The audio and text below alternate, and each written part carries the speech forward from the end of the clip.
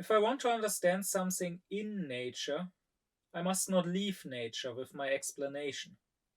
If I want to understand the whole of nature, however, then I must be outside of its boundaries. Immanuel Kant.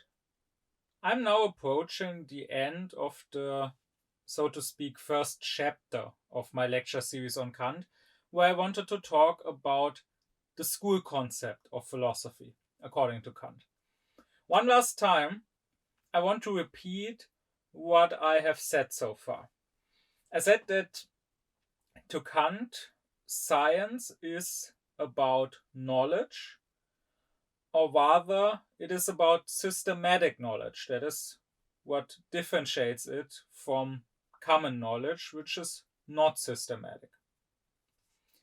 This scientific, systematic knowledge can either be historic scholarship, when it is just about being aware of things, being aware that things are the way they are because we observe them to be that way.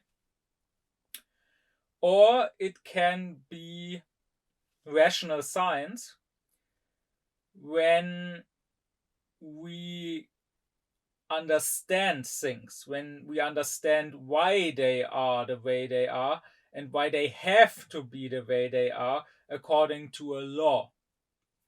When we see them, to once again say it with Fichte, when we see them genetically come into being according to that law.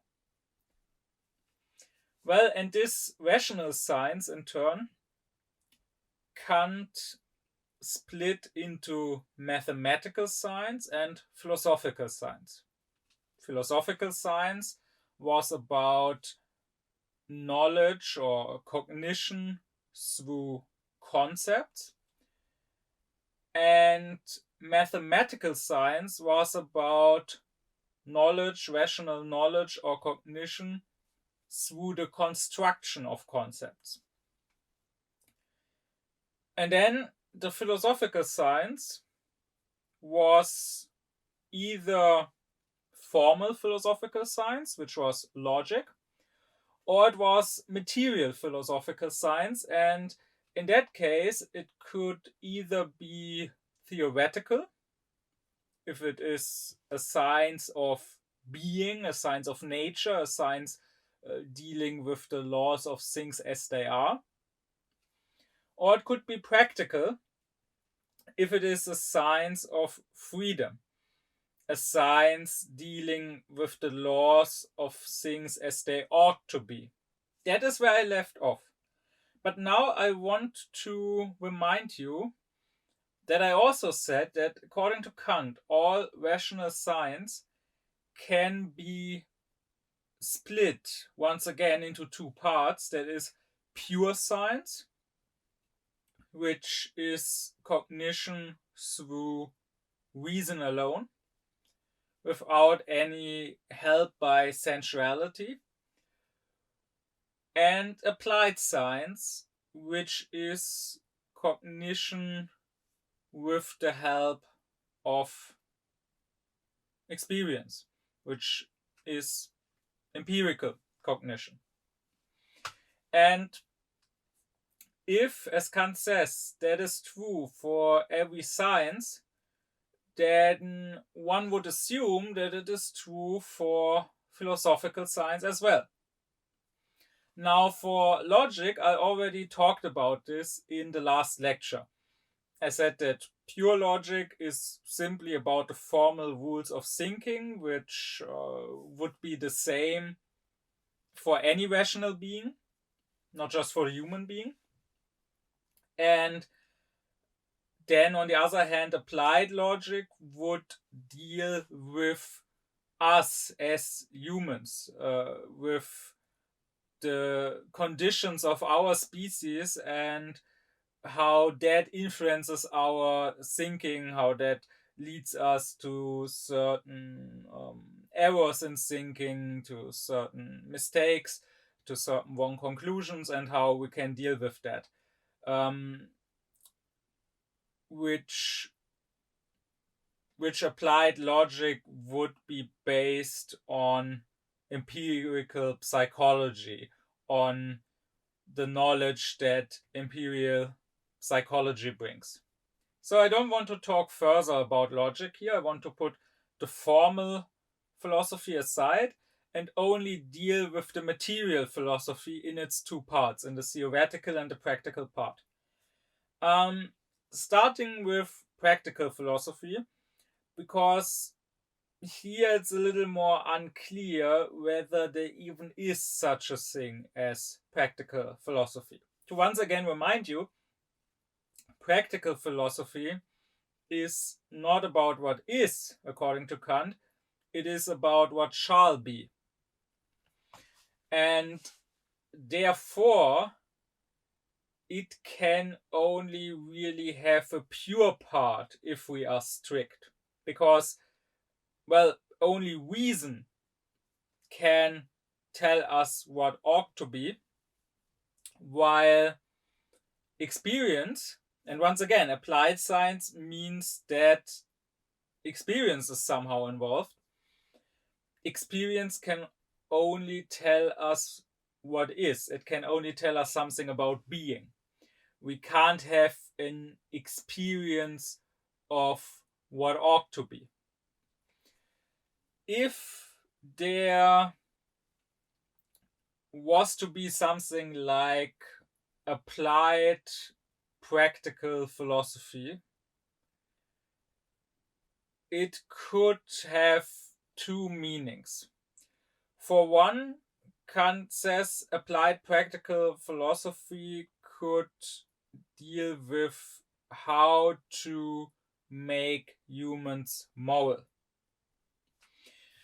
In that case, practical philosophy would be structured in a way similarly to logic, because pure practical philosophy would just give the moral law, and that moral law, that abstract law, would have nothing to do with our human condition. So pure practical philosophy would just say what is good, what is evil, what ought to happen according to reason.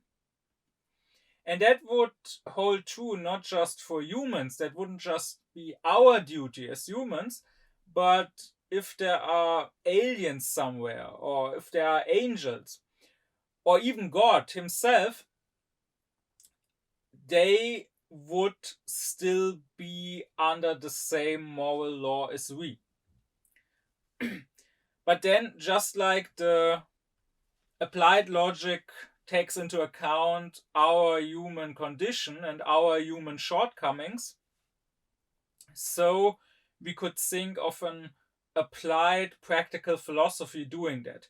Kant calls that practical anthropology. This practical anthropology would deal with, well, the way humans are, the desires that humans tend to have, and would deal with how to bring a human being to a point where he follows the moral law, and how to deal with whatever in him is opposed to that moral law.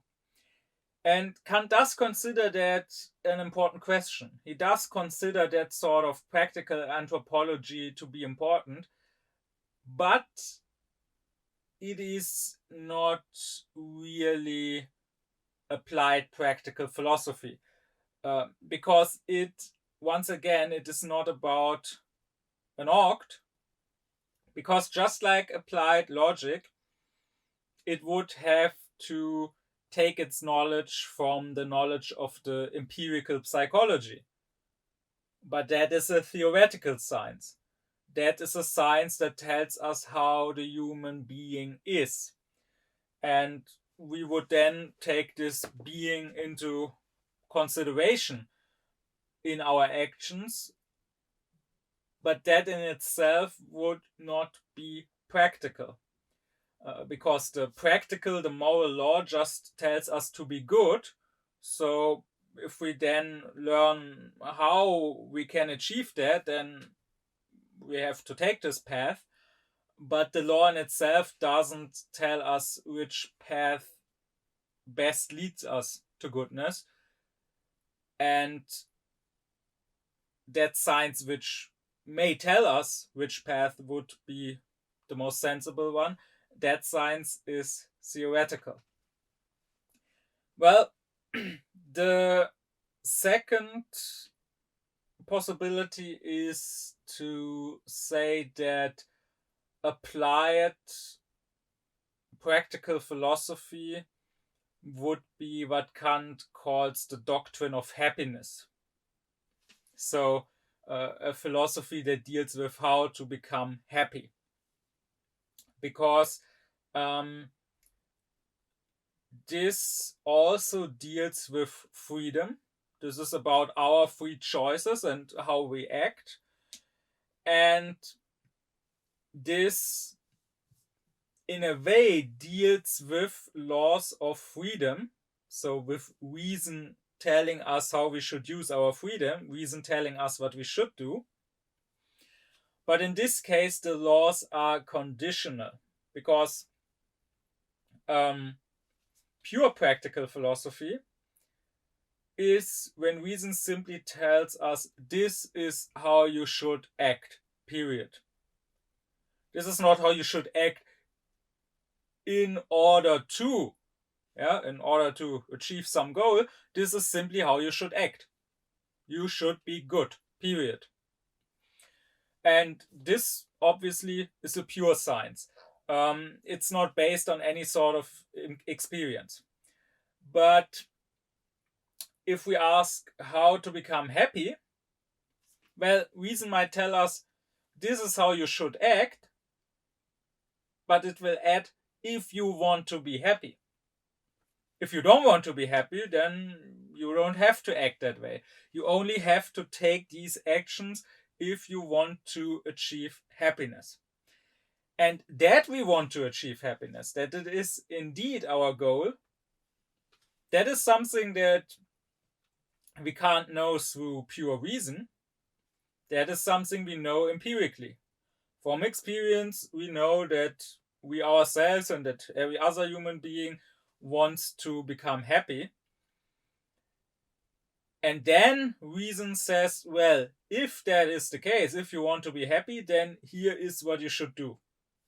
So therefore,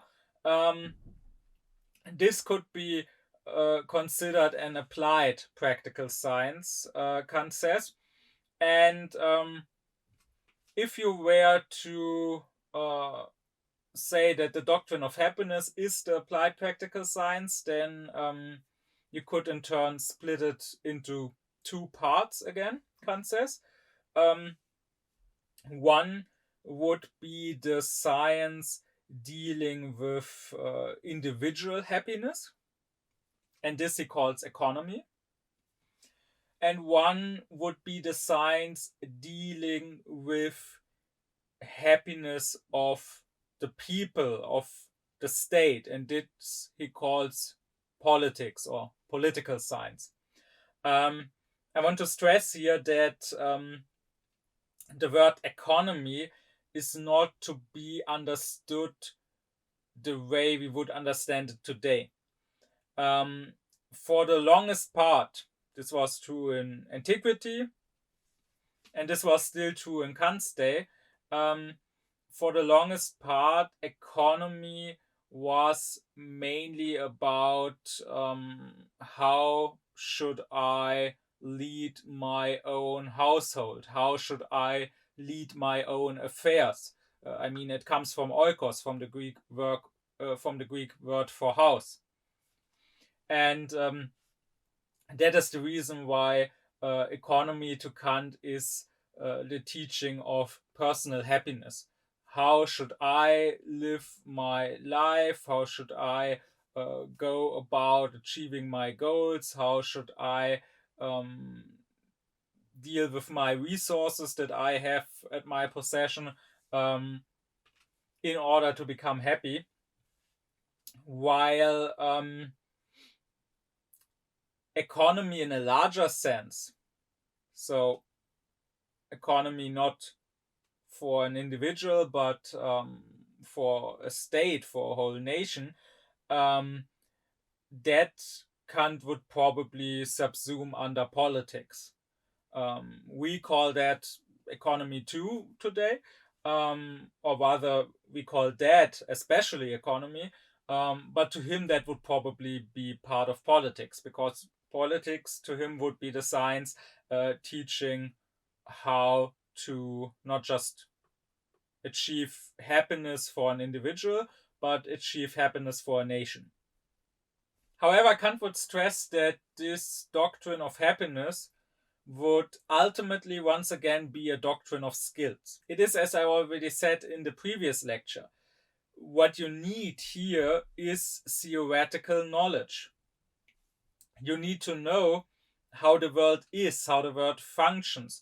You need to know about the conditions of the world in order to know how exactly you could reach happiness. So in that sense, this would not be a truly practical science, according to Kant, because it would not be simply about what you should do. It would rather just have to look at, well, the laws of nature, the laws under which the being, the existing things function, and then it would just have to make use of those laws. Well, in the case of theoretical philosophy, the answer is a bit easier to give. What is applied theoretical philosophy to Kant? Well, it is natural science. Because, let me remind you, theoretical philosophy is about understanding the things that are. And now, when we look at what is applied theoretical philosophy, we are seeking a science that tries to understand the things that are with the help of experience, with empirical observation. Well, that is natural science.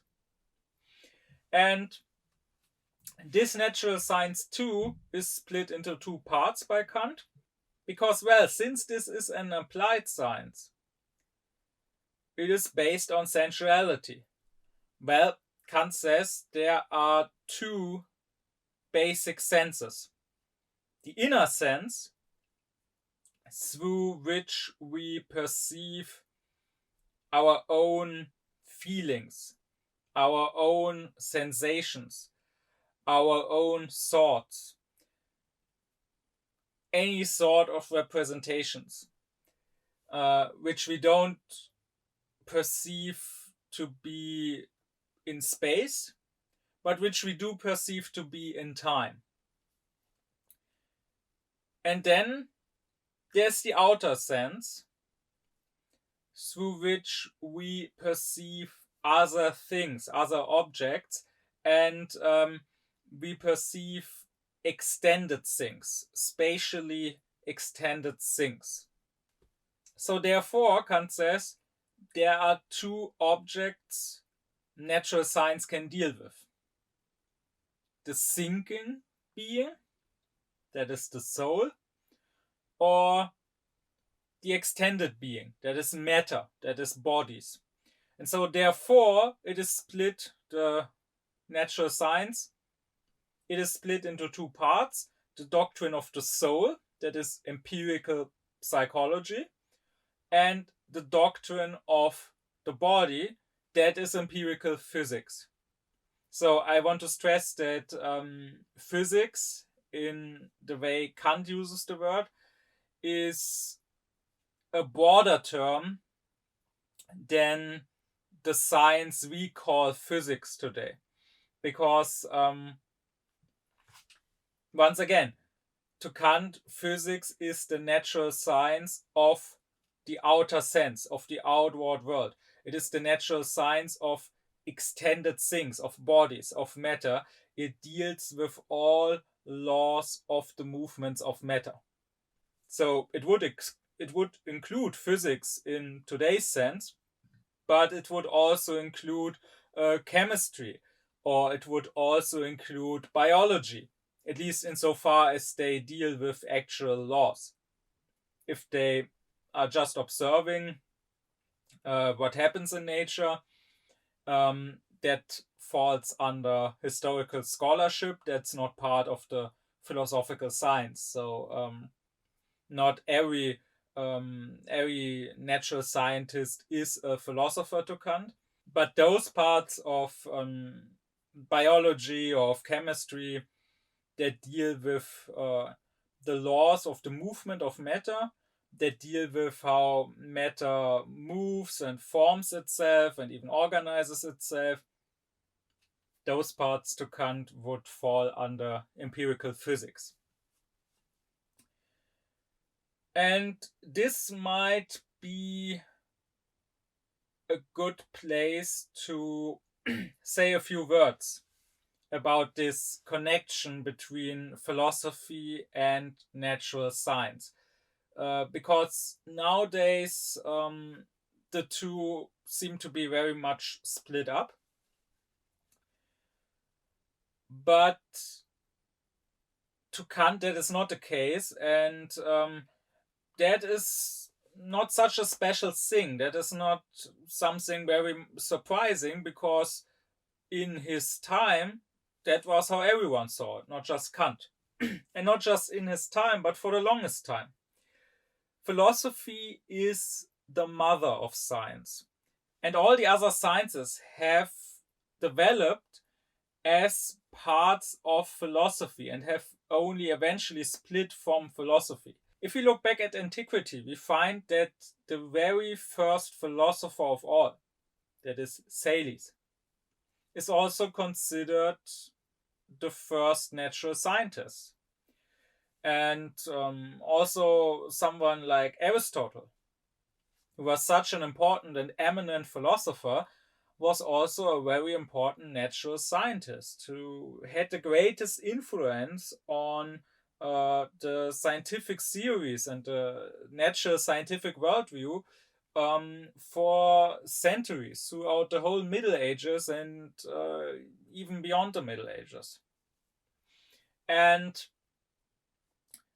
if we look at more recent examples, if we look at examples from Kant's own period, that is the age of Aufklärung, we can find that such great and important philosophers such as Descartes or Leibniz were also very important natural scientists. Were also dealing with questions of physics.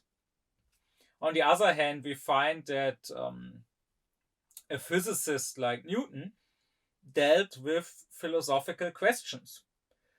In Kant's own century, in Germany in the 18th century, one of the most important physicists and mathematicians was Lambert. And he, for example, proved pi to be an irrational number. And he is considered the founder of photometry. And he approached Kant. He started writing to Kant, and then they exchanged letters for a while. But he approached Kant to discuss metaphysical questions with him. He approached Kant because of a metaphysical work of Kant, because of his pre-critical text on the possible proofs for God. And it was the question of how to do metaphysics and how to turn metaphysics into a proper science, which Lambert and Kant mainly discussed. As a side note, Lambert's remarks and questions were very important for Kant in forming his critical system. the letters of Lambert, along with the letters of Mendelssohn, certainly had the most influence out of all the people Kant was in dialogue with, and it was the input of these two. And I would say more so the input of Lambert than the one of Mendelssohn, which was very influential on Kant, and apparently he had also meant for a while to dedicate the critique of pure reason to Lambert. However, Lambert ended up dying before the book was finished, so unfortunately he couldn't see and read the finished product anymore, to which his dialogue with Kant had contributed so much. But anyways, these examples should show that for people back then in the 18th century, the present split between natural science and philosophy didn't yet exist in their minds. We can also observe that Kant was considered a philosopher. He is addressed as a philosopher in letters that people write to him, even before he had written and published texts that we nowadays would consider philosophical. And when the text he had published so far had more dealt with questions of physics, of mechanics, of astronomy, still that apparently was enough to be considered a philosopher. And this is something that one should keep in mind while reading Kant. When he talks about philosophers, when he says the philosophers do this and that, the philosophers think in this and that way, he is not just talking about what we nowadays would still call a philosopher, but he's also talking about natural scientists. Not everyone who would nowadays be called a natural scientist would be a philosopher to Kant. For example, Linné is not a philosopher to Kant.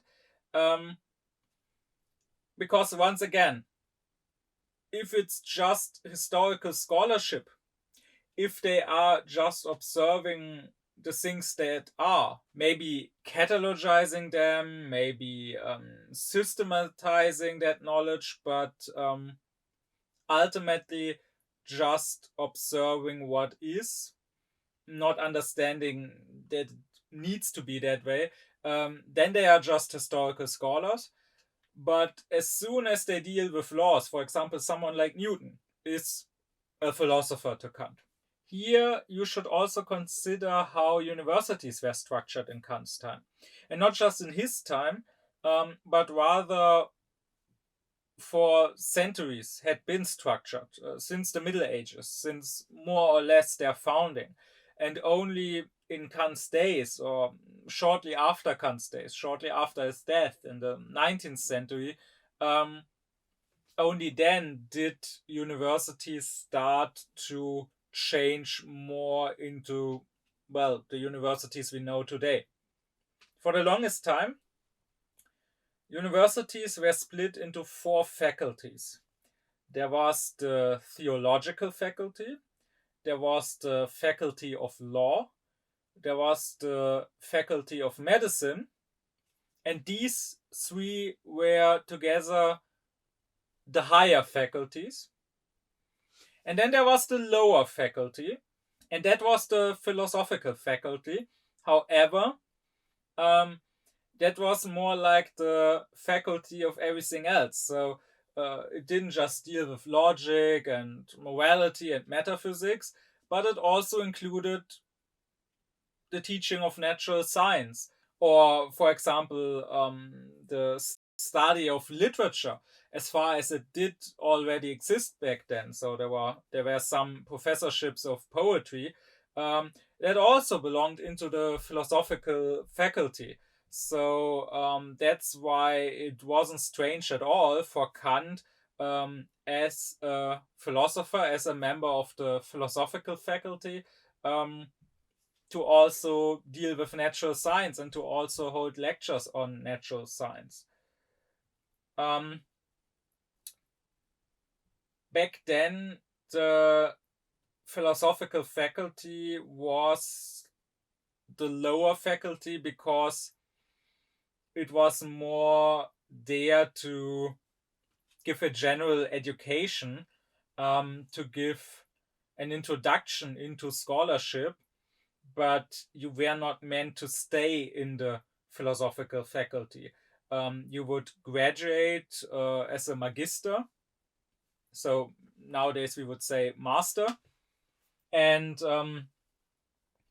then you would usually go into one of the three higher faculties to maybe become a doctor in one of them, and then maybe go on to work as a pastor or as a lawyer or as a physician. And the way Kant viewed this system and these faculties was that he says the higher faculties are concerned with sustaining and securing the human being.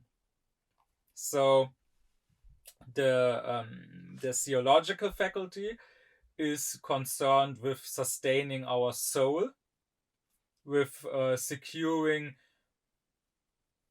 a blessed afterlife, securing an afterlife in heaven and not in hell.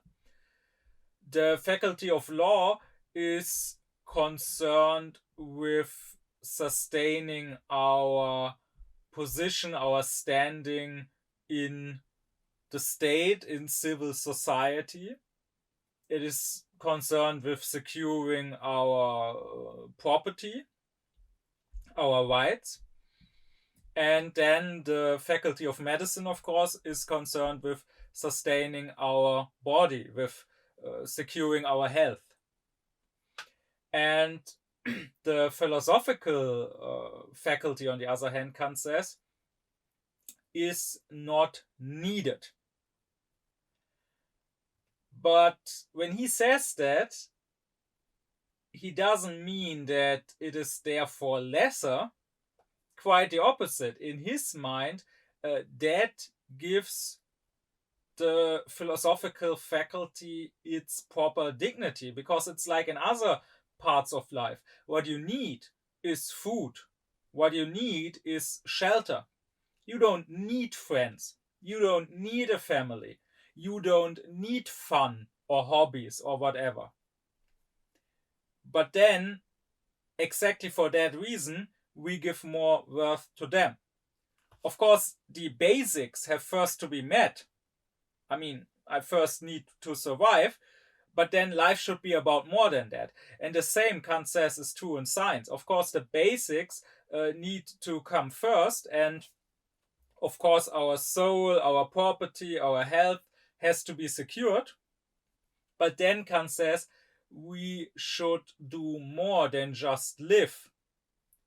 We should educate ourselves further. We should cultivate ourselves. We should understand the world better and make better use of it. Behave ever more rationally and use reason in ever more elaborate ways to form and shape the world and make use of it according to our needs and goals. And that is why ultimately humanity could do with just the three higher faculties and without philosophy. And here philosophy is meaning everything. So philosophy in the closer sense, metaphysics, but also natural science. Humanity could do without natural science. We don't need all the advances in natural science that we have now. I mean, we did survive in the Middle Ages or in antiquity or even in the Stone Ages too without it. But exactly for that reason, it has a higher dignity and in some way a higher importance than the other faculties in Kant's mind. Another thing that I find helpful in understanding this relationship that philosophy and natural science had back then is the word Weltweisheit, which literally translates to world wisdom. The word has since long fallen out of fashion again, but in the 18th century in Germany, it was used quite frequently as a sort of synonym and German translation for the word philosophy. And Kant, too, especially in his earlier pre-critical writings, often uses the word. And this word, too, encapsulates all of philosophy, so including natural science. But why is it called world wisdom?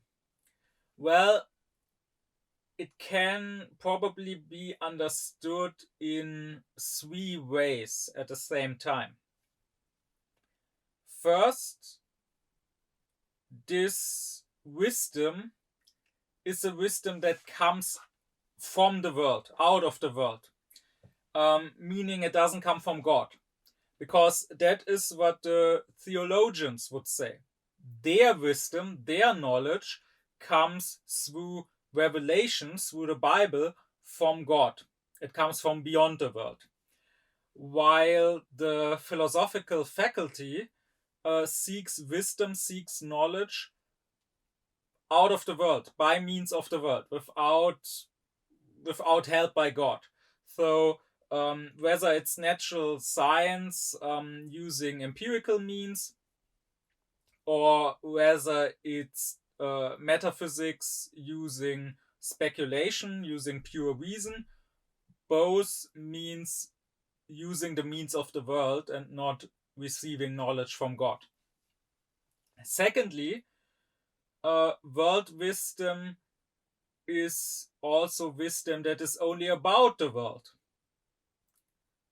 The theologians would stress that with the means of experience or of reason, you can't know anything about the afterlife, or you can't know anything about the inner nature of God. You can't deduce from reason that God is a Trinity, that God has these three persons of Father, Son, and Holy Spirit, and you also can't know from pure reason that God became man and sacrificed himself for humanity.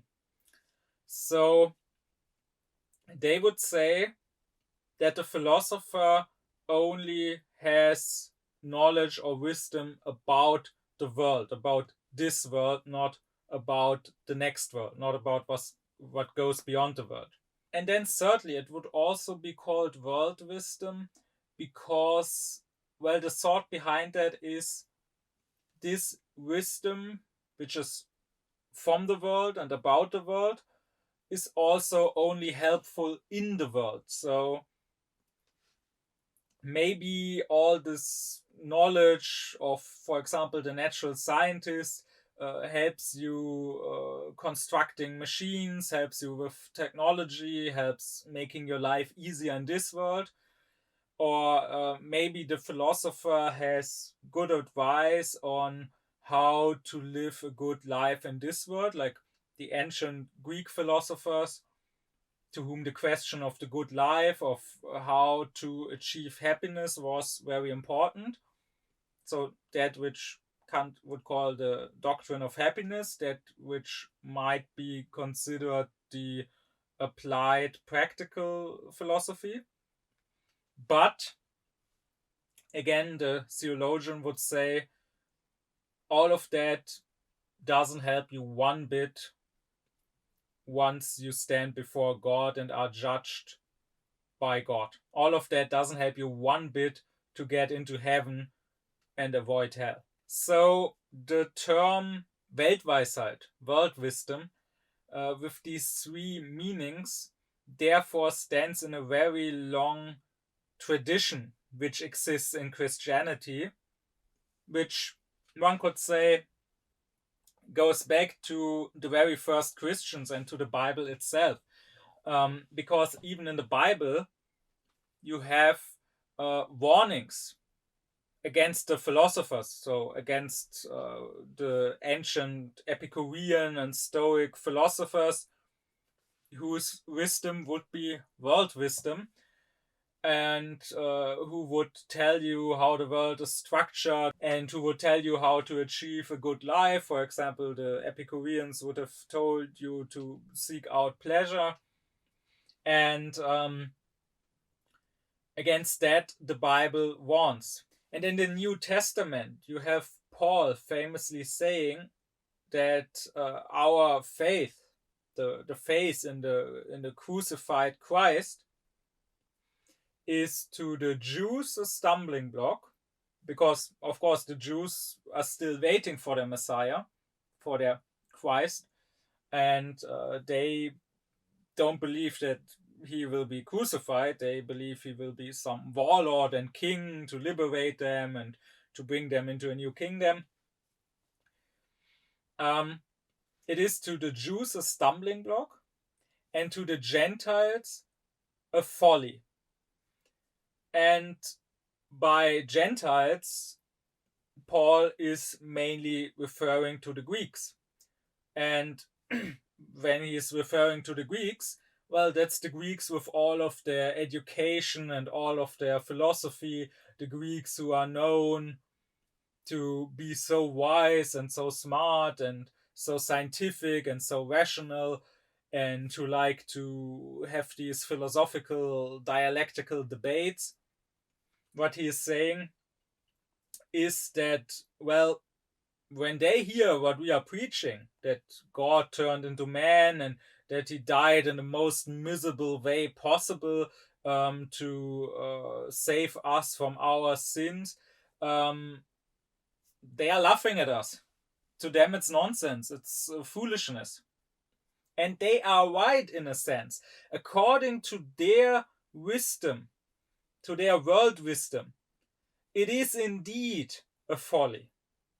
But that is exactly the point, that their wisdom can't go beyond the world, and they are arrogant and presumptuous if they believe that they, with their small human minds, that they, finite beings that they are, that they have everything figured out. And the early Christians and their discussions with the non-Christians and their philosophy would even at times take pride in their belief being nonsense. There is the famous Christian saying, credo quia absurdum est. That means, I believe it not in spite of it being absurd, but because it is absurd. So yes, of course, our faith in a God turned man and crucified for man, or our faith in a God who is at the same time three and one, that is foolishness. That is not wise. That is not logical, according to you philosophers. But that only shows that we did indeed receive revelation, that we did indeed receive a higher wisdom that you could never arrive at with your logic chopping. So that is the background through which you can understand this word world wisdom. And for the longest time, philosophy was called the servant or the maid of theology. And to this, Kant says, well, that's fine, but it still leaves open the question whether this maid is bearing the talk in front of her mistress and walking in front of her with the talk, or if she is just walking after the mistress and carrying her train for her. Of course, considering all of that, it is somewhat ironic that theology, which 200 years ago still sort of considered itself the queen of all sciences, that theology and philosophy have now both been cast aside. they are still tolerated at universities, so some people would actually like to see them abolished altogether as academic subjects. But no one really cares about what they have to say. The other sciences don't take them seriously, and the public doesn't take them seriously either. And this is a change that came about after Kant's death, that came about in the 19th century largely. And since the 19th century and essentially till today, we see more and more new sciences, new subjects, new faculties appearing at universities and disturbing this old structure of the four faculties. And philosophy is mostly left with logic, morals, and metaphysics, while all the other things like natural science are no longer considered a part of philosophy. And in the 19th century, we can observe a drastic change in worldview. If we were to describe it in the old terminology, which too got dropped, however, we would say that now the intellectuals and the educated classes came to believe that world wisdom was all that was needed, that you didn't need any higher wisdom that came from revelation, but rather those were old superstitions. So the new ideology that arose in the 19th century would say that as for understanding, all there was to be understood could be understood through material natural science. And as for the practical side of things, as for acting, we didn't need some moral law telling us what to do.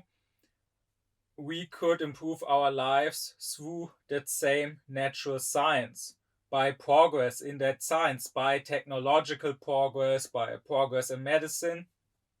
And if our life needed improvement beyond that, it was to be political improvement, which some might still have wanted to base on science, but then they didn't want to base it on philosophy, on moral science, but rather they wanted to base it on a theory of sociology, for example, like the Marxists, like the communists tried. Well, and nowadays it should be quite apparent where this development has led us. It has brought us totalitarianism. It has brought us wars and genocides on a never before known scale. And it has finally brought us the ecological crisis. It has brought us on the brink of complete ecological and climate collapse. And we find that it has brought us widespread relativism and nihilism and a general feeling shared by many, many people of being lost, being aimless, being without purpose. And now we can observe that the class which mainly push that ideology and which still holds on to that ideology, I am talking of the class of academic, educated, culture Philistines. I'm talking of those people who consider themselves the heirs of Aufklärung, but who couldn't be further removed from it, who are not aufklärt, but just ausklärt, that is, not enlightened, but just entwilightened. We can observe that these people are now concerned and shocked at some of the consequences of the ideology that they spread, but without realizing that it is a consequence of this ideology. So when we now see the right on the rise, when we now see large masses of people following conspiracy theories, denying science, saying there is no climate crisis, saying there is no COVID, when we now see very successful politicians openly and brazenly lying and spreading fake news and alternative facts, then of course this academic culture Philistine elite, this aufklärt elite, is of course concerned.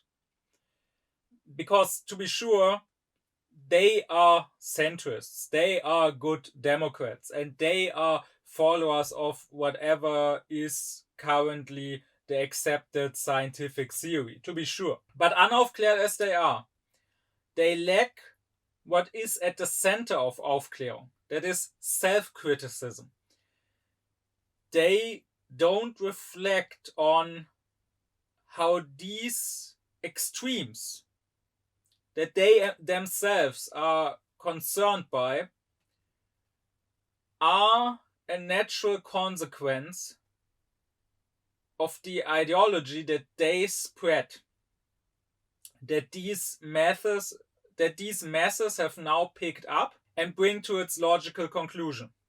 Because if you start with relativism, if you start out saying there is no actual truth, well, then you shouldn't be surprised if you end up with people saying, well, in that case, I can go with my own truth. That is the result of the abandonment of actual truth, of actual reason, of actual philosophy. That is the result of abandoning the basics, the foundations on which everything else, including applied sciences, including empirical science, should be built.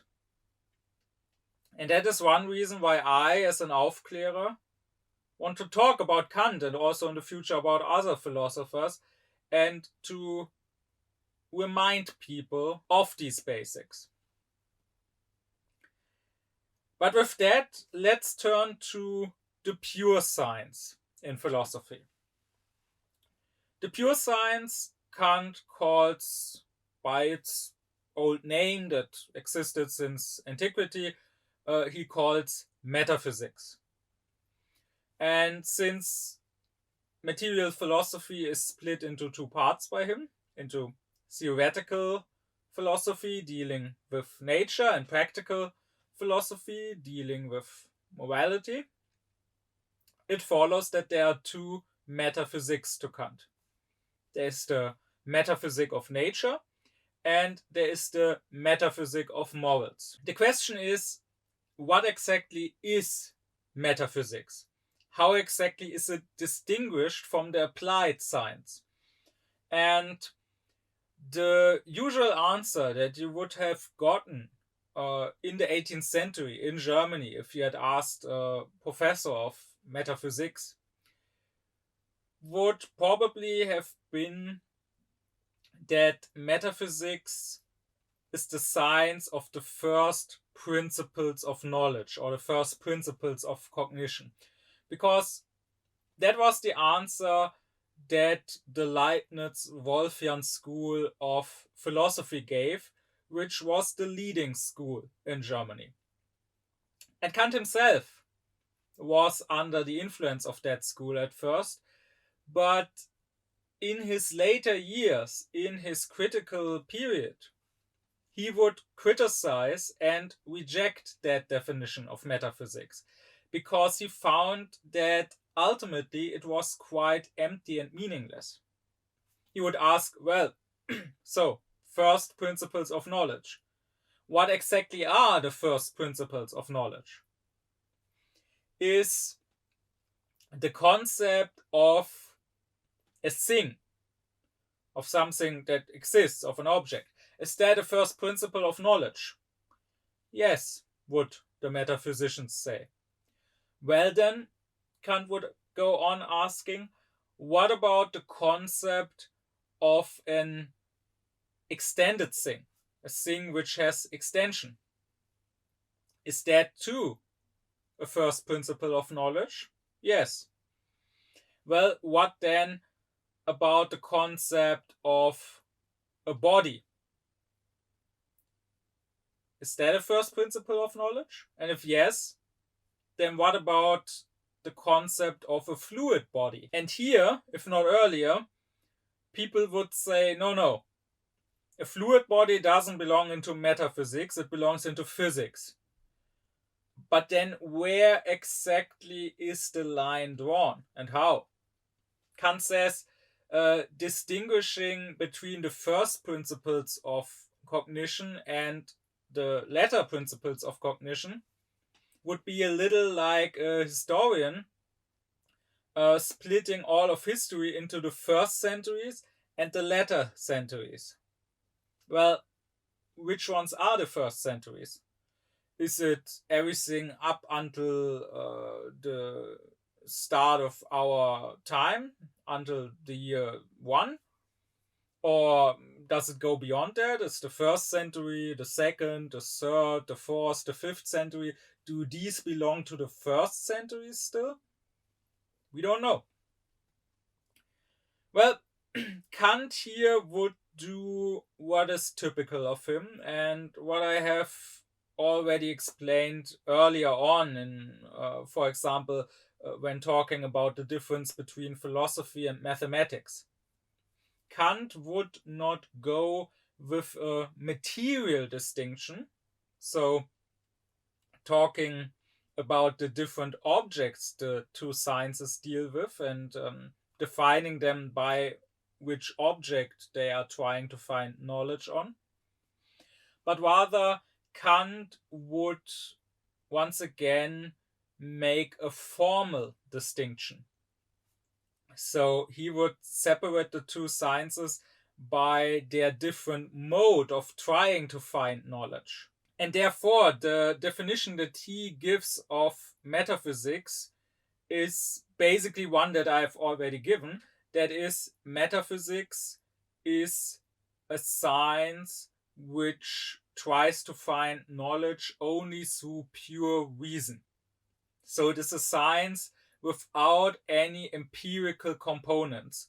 It is a science that does not deal with sensuality, but that tries to find knowledge a priori. While as soon as you have knowledge or principles a posteriori, you are no longer dealing with metaphysics, but with applied science, with applied philosophy. So that means that what you are doing in metaphysics is not that you are working with experience, but you are doing speculation.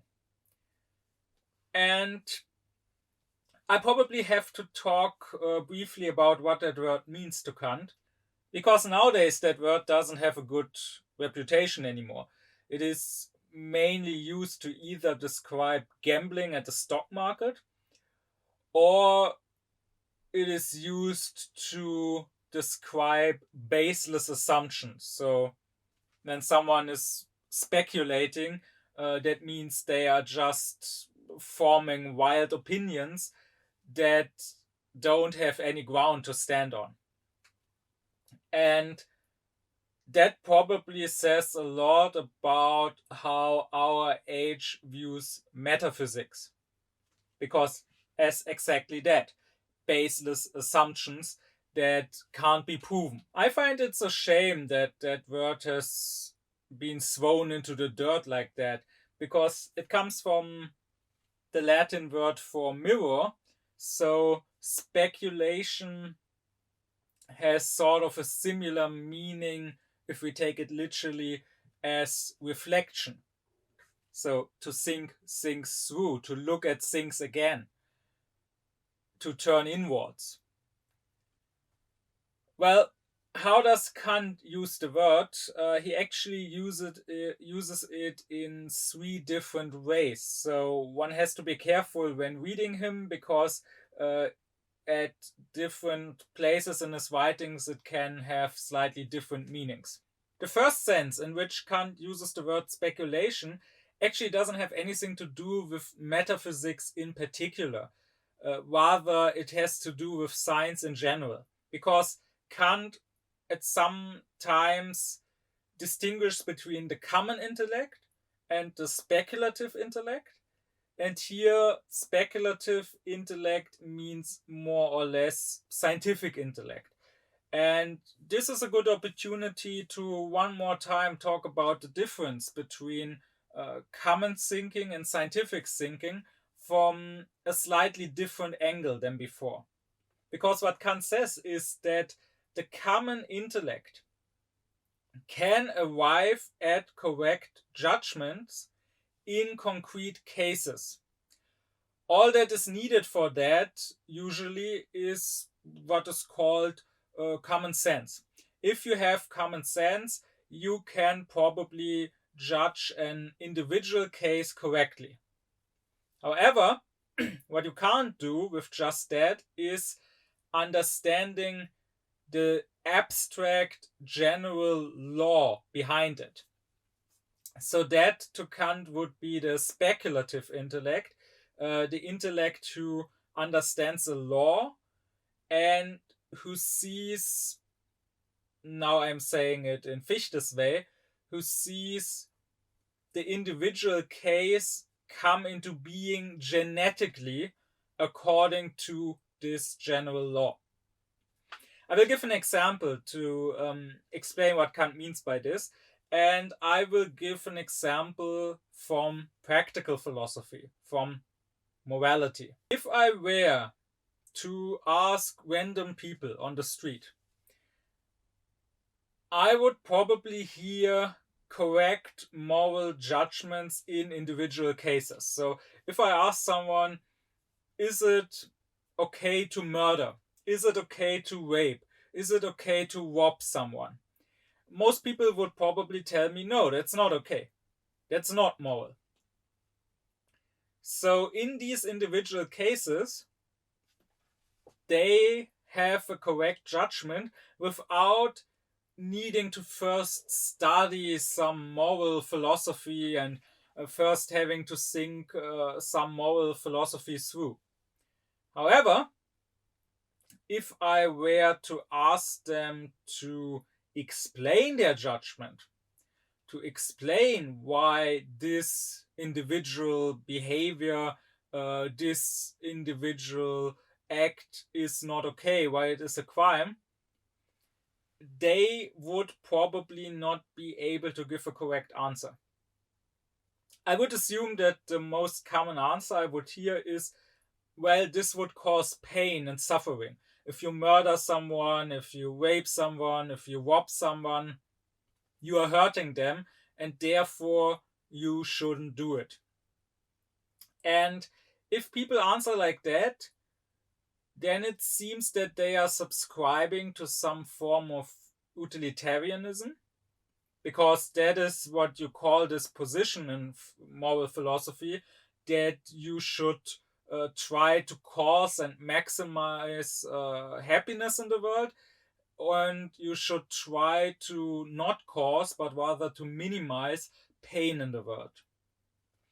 And that does sound correct at first, to be sure, but it is quite easy to come up with other concrete individual cases where, once again, most people would say this act is immoral, this act you shouldn't do, but where this can't be explained by this act is causing suffering. So if I ask those same people on the street, is it okay to cheat on your wife, on your husband?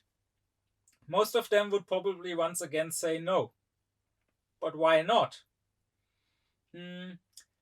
If we assume that a cheater is good at hiding the cheating, if we assume that the person being cheated on will never find out, then it's obviously not causing any suffering. Quite the opposite, it's not causing suffering, but it's at the same time increasing happiness for me and probably for the third person with whom I'm cheating. So why shouldn't I do it then? And likewise, I mean, the internet is a disgusting place. You won't have to search for long to find, for example, guys posting about how as teenagers they would visit a friend and in a moment where no one watched them, they would go through the dirty laundry and pick out the panties of their friend's mother or sister and sniff on those panties and then masturbate with that.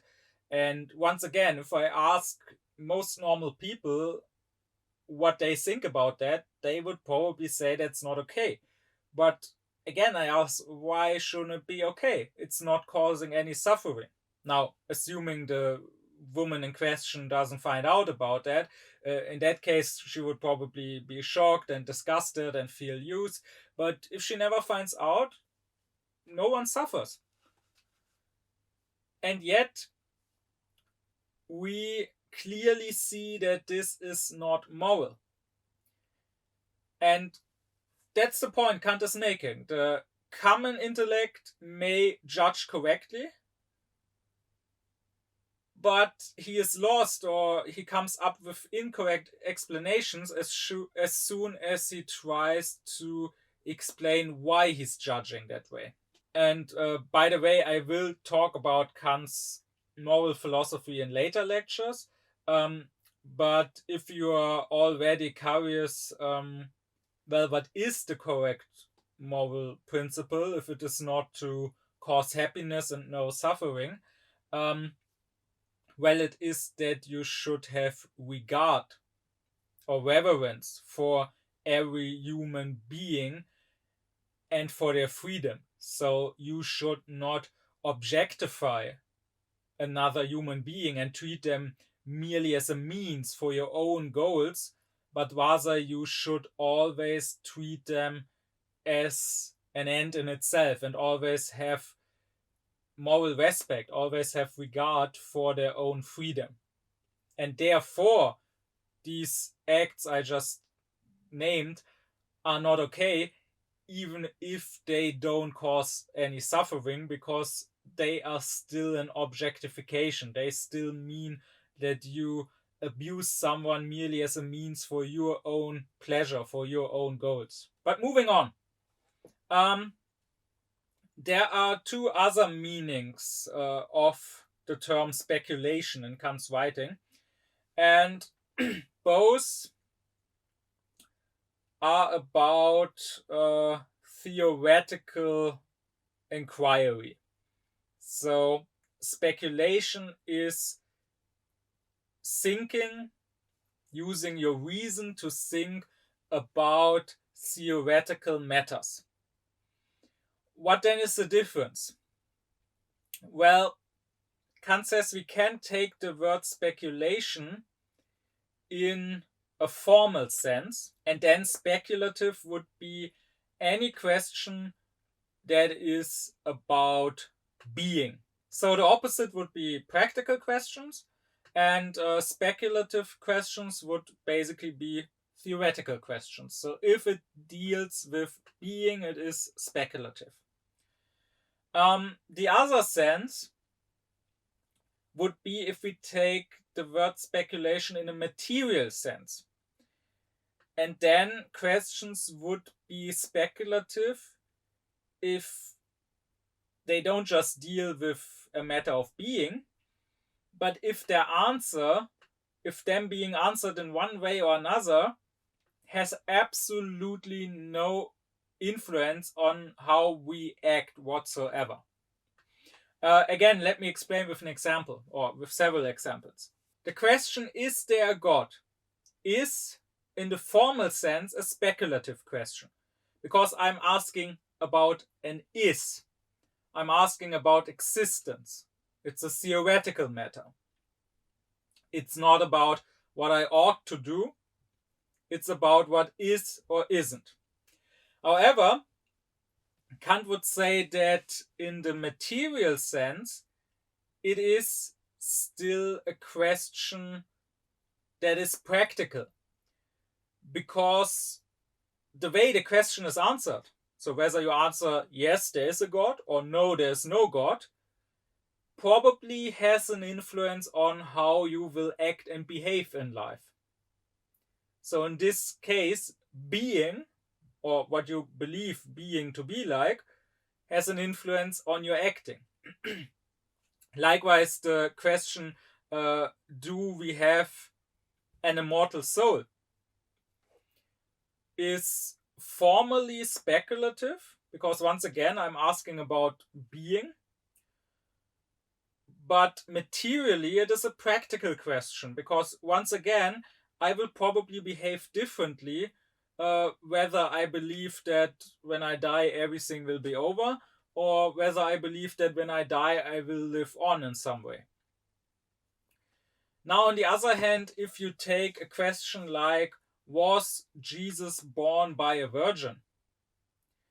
That is a question that is not just speculative in the formal sense, Kant would say, but also in the material sense.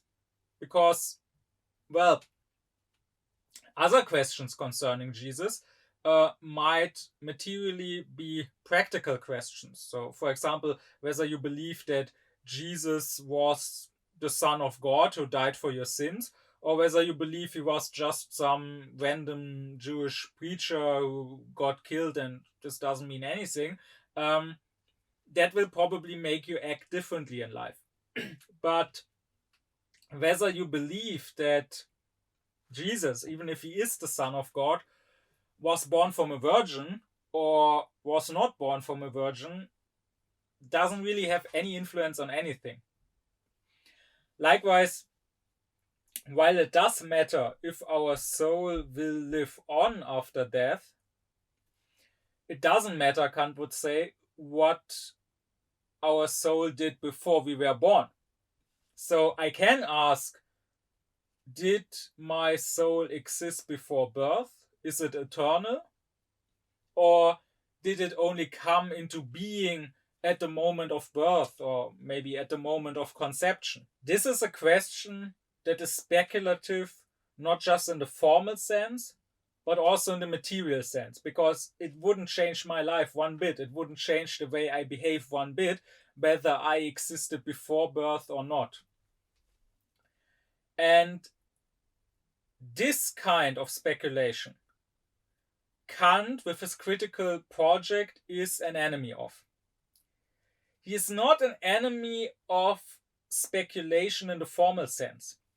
Speculating about questions that still, while they are theoretical, still have an influence on the practical, on the way we act or ought to act. That is fine for Kant.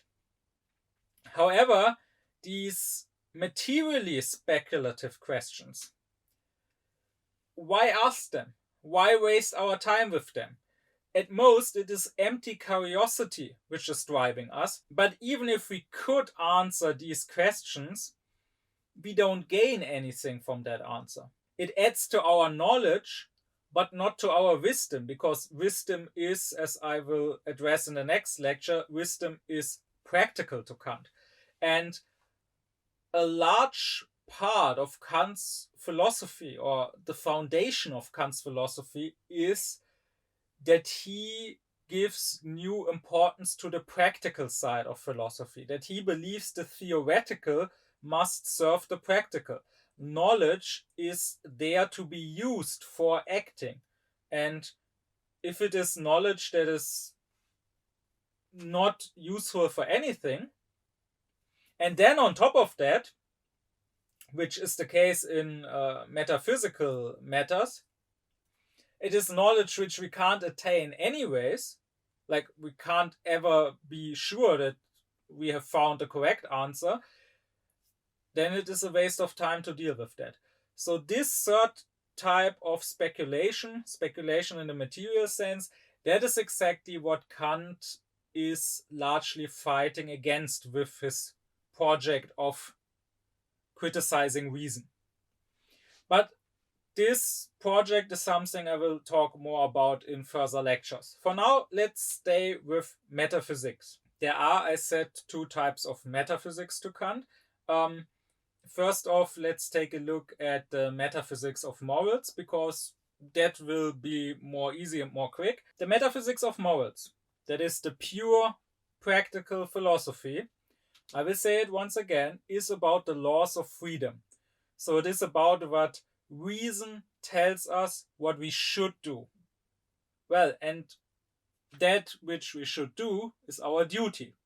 Therefore, Kant calls the metaphysics of morals sometimes also the doctrine of duties. And now he splits it into two parts, because to him there are two kinds of duties.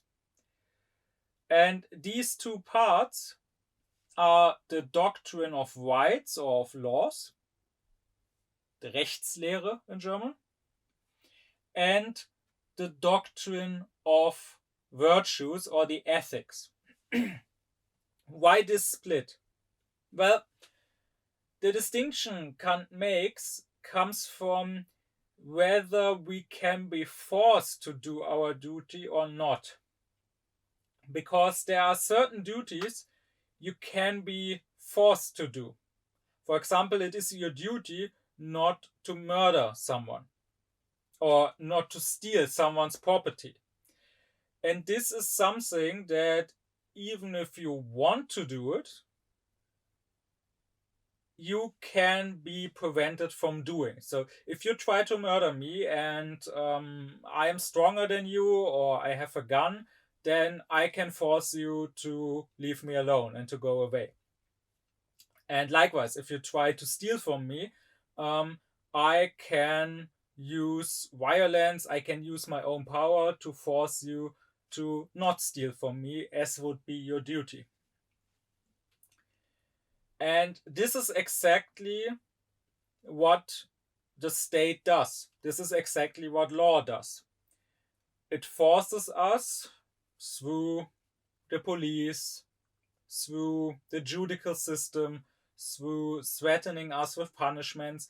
It's forcing us to do our duties. However, if we stop to think about what even can we forced to do, we find that the only thing someone can ever force us to is an action, an outward action.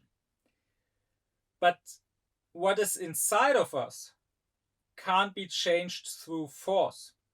So our will, having a good will or not having a good will, or our, what Kant in German likes to call Gesinnung, which could be translated by attitude, mindset, conviction, that can't be changed through force. So, for example, when someone wants to murder you because maybe he hates you for some reason, maybe if you have the power, if you have a gun, for example, you can force him to abstain from that action. You can force him to step away and not murder you, but you cannot force him to want to abstain from that action. You cannot, by pointing a gun at him, change his will to murder you.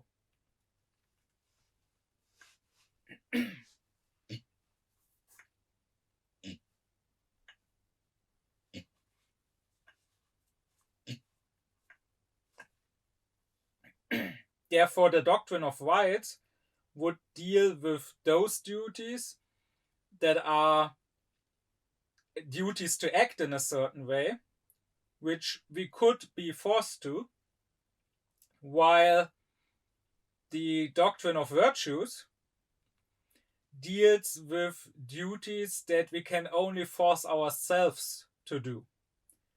And forcing yourself in this way is what Kant calls virtue. And therefore the doctrine of virtues deals with the inner side, deals with your actual will, not just your outer actions. That's why it is the ethics. And in regular law, in the state, we find that it is our actions that matter. So if I don't murder anyone, I will not be convicted and I will not end up in prison.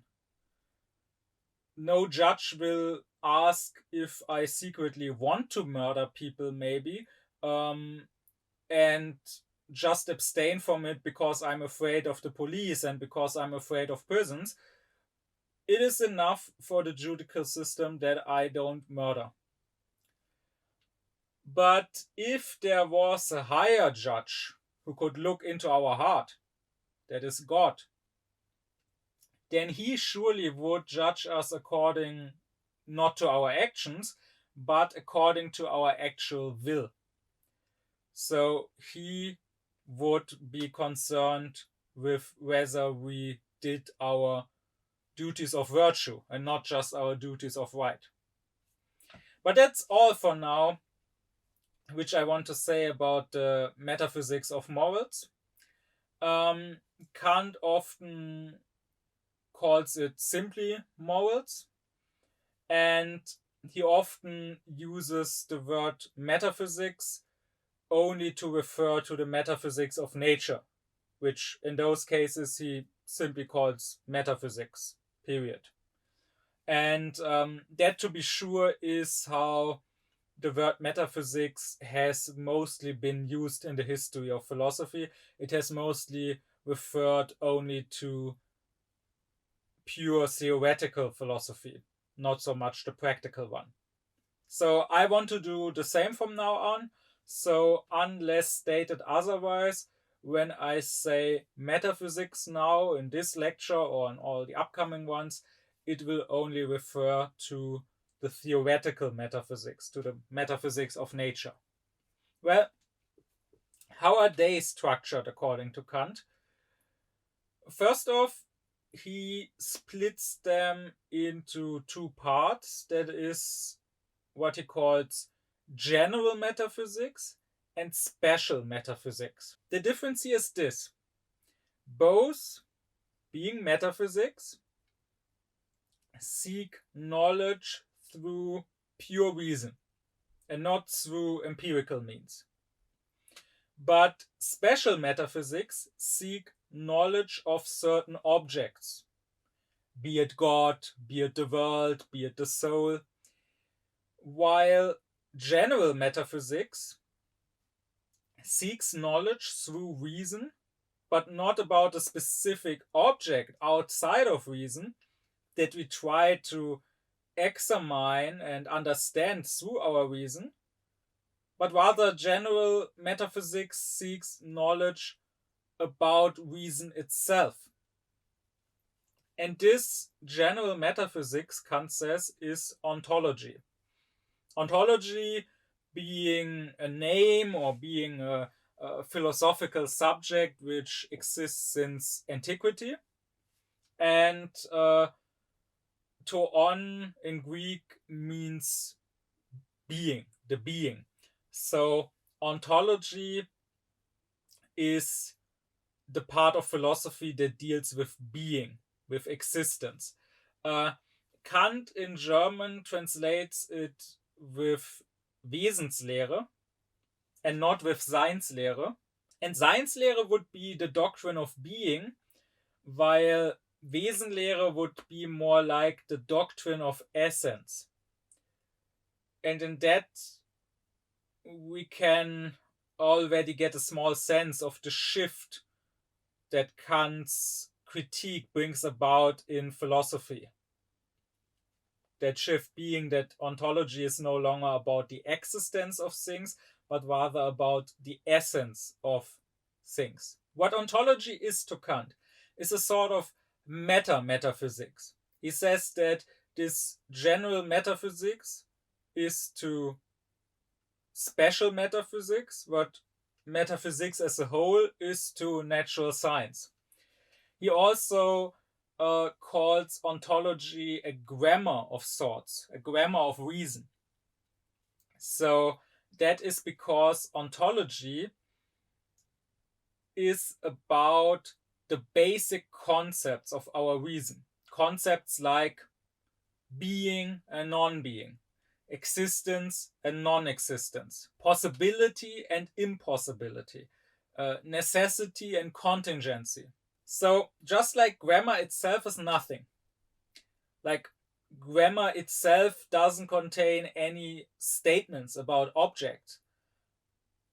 What grammar contains is the basic elements of a language. It contains the rules which every sentence in that language has to follow. But then all the sentences, they are not just language. They are not just mere form, but they have a content. They are statements about the world, about things that are or that aren't.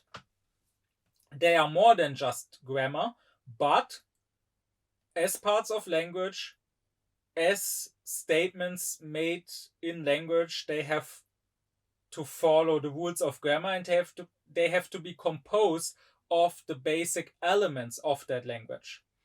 And the same is true when we look at ontology. In itself, it teaches nothing about things. It doesn't say whether a thing exists or doesn't exist.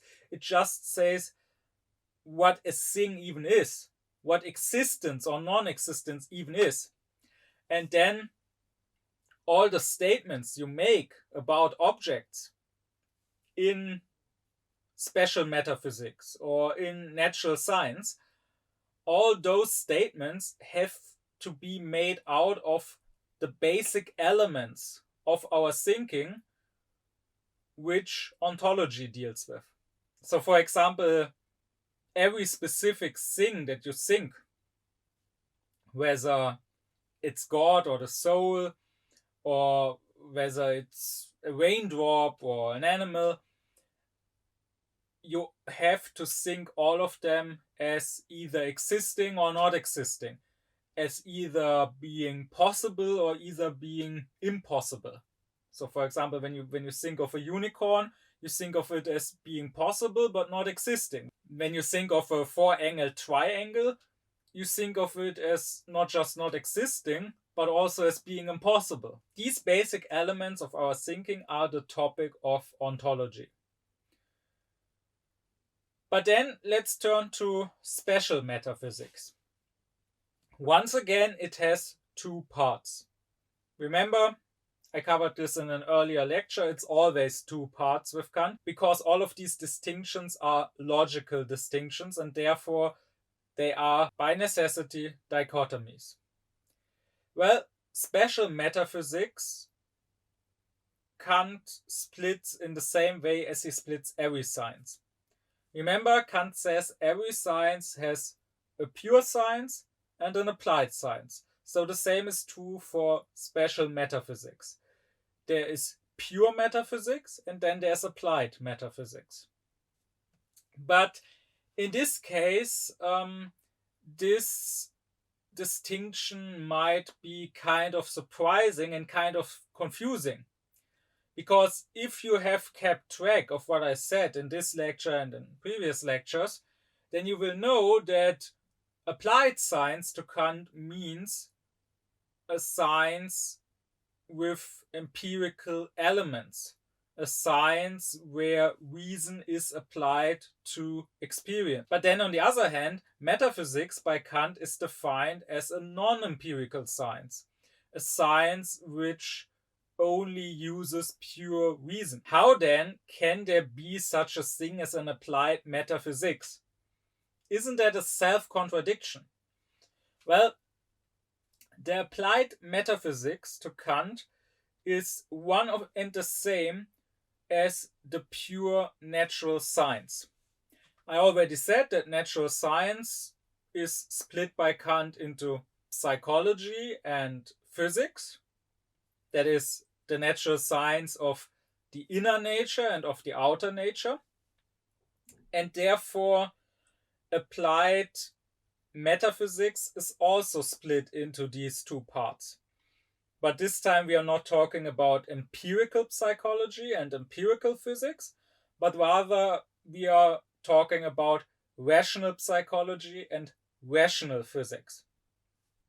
And I want to stress, especially in the case of rational psychology, that you must not think of what we nowadays would call psychology. You must not associate it with that. Rational psychology, to Kant, is the science of the soul and of the nature of the soul through pure reason.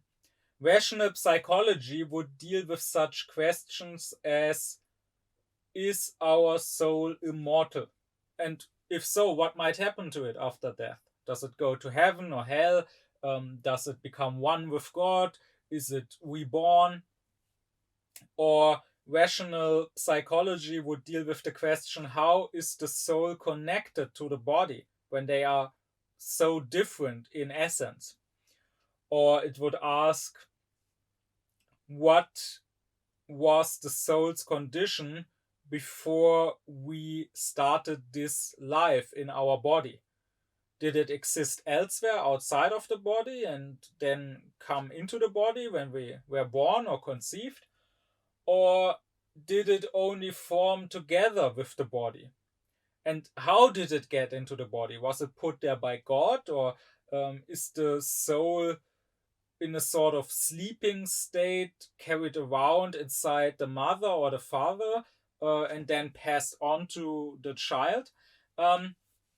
Those would be questions for rational psychology. And obviously, no modern day psychologist would deal with such questions. Because what we call psychology now would be what Kant would call empirical psychology. So, trying to make empirical observations about how the soul of humans, that is, how the emotions and the thinking of humans, how they function, how they work. But this is rational psychology, which is only trying to understand the basic nature of the soul through reason. But still, we are left with the open question, how can there be an applied metaphysics?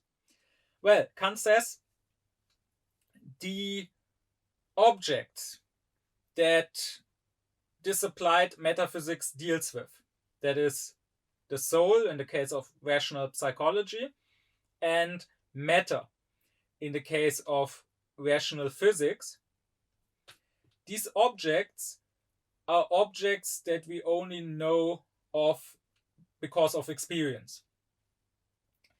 Just through rational thinking alone, you could never form a concept of a thinking being or an extended being. Just through rational thinking alone, you could never come to know that such a thing as a soul, as a thinking being, or such a thing as a body, a material being that is extended in space, that such things exist. So that means that applied metaphysics takes its object from experience. But that is only the very first step. And all the other steps that are made in this science are made without empirical help, are made only through speculation. Because rational psychology and rational physics are basically saying, well, from experience, we now know that such a thing as the soul or as extended matter does exist. And now we want to try and think about what we can know simply from reason, without using experience, about these two things. While, on the other hand, in pure metaphysics, the very object itself, so for example, the object here might be God. God is obviously not an object that we got from our experience, but here rather the very object itself we only found through thinking. When we think, when we use our reason, we can come up with the idea of God. And now once again, we try and determine what can we know about this object, what can we know about, for example, God, through pure reason. So without needing some sort of divine revelation, but only by thinking about this idea of God for ourselves. So then if we compare applied and pure metaphysics, we see that they are both metaphysics insofar as they only use reason and not experience to find knowledge. And in that sense, they both are free from any empirical elements. But the objects that they are thinking about, the objects they want to have knowledge of, the objects they are sort of examining through reason, these objects are empirical in the case of applied metaphysics, and they are not empirical in the case of pure metaphysics. I think what is helpful here is two terms that Kant uses and that we will hear about again in later lectures because they are quite important to his critical project.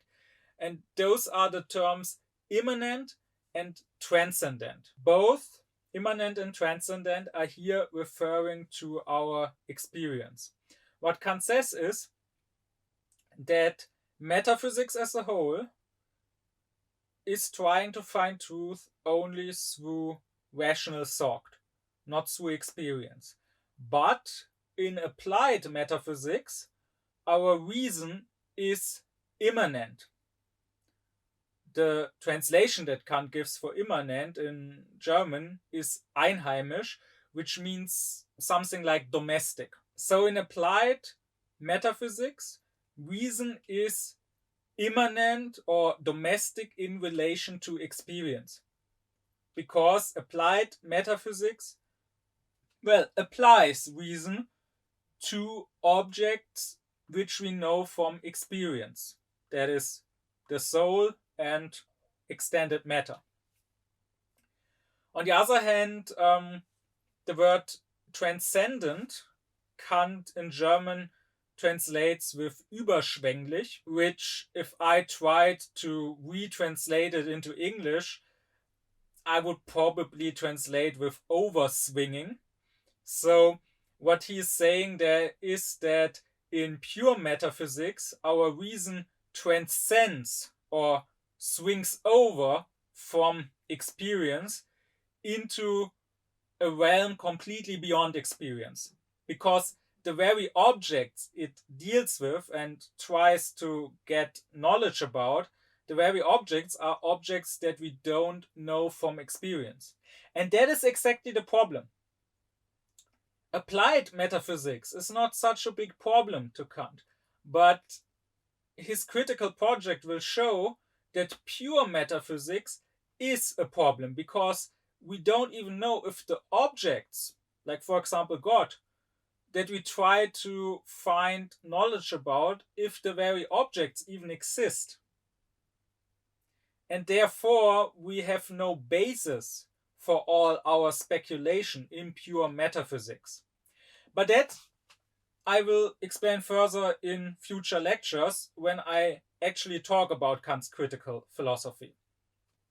For now, I'm just talking about the distinctions he makes. So now let's look at this pure metaphysics. Because here too, Kant once again makes a distinction into two different fields, two different sciences. But this, I promise, is going to be the last of all of these distinctions he makes.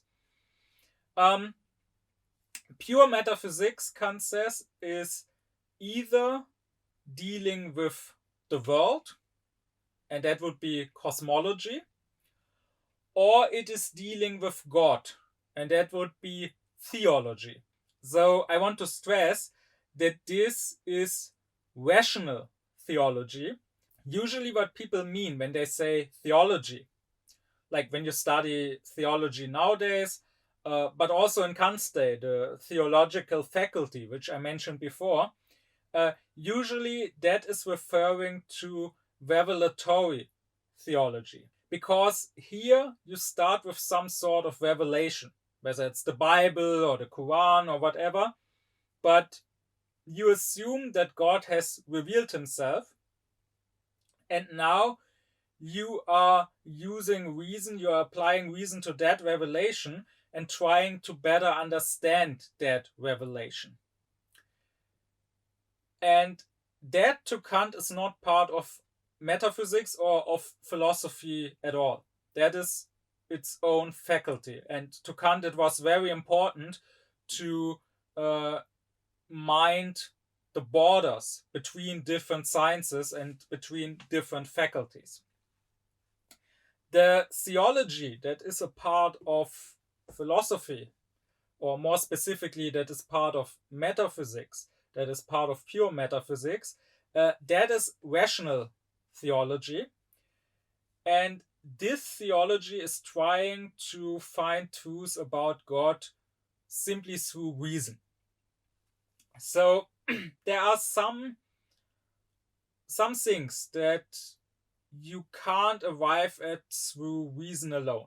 Even someone who believes in these statements will have to agree that simple reason, simple rational thought, could never come up with the statement that Jesus is the Son of God who died for our sins, or Muhammad is the prophet of God, or the Jews are God's chosen people. That is simply not something that mere reason can tell us.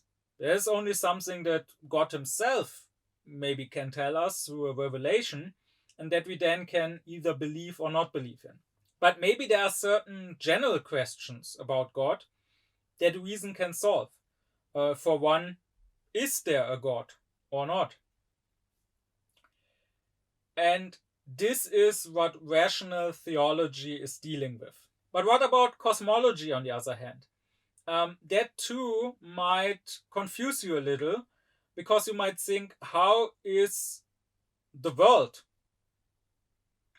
How is that something that belongs into pure metaphysics? Isn't the world something we have experience of? Kant says no. We have experience of things that are in the world. But the world as a whole, as something complete, the world is an idea, a supersensual idea, and we can never experience the world as a whole. Because in order for that to be possible, we would have to be outside the world somehow and to observe it from outside. And this metaphysical, this rational cosmology is dealing with general questions about the world, such as, is the world eternal and never ending?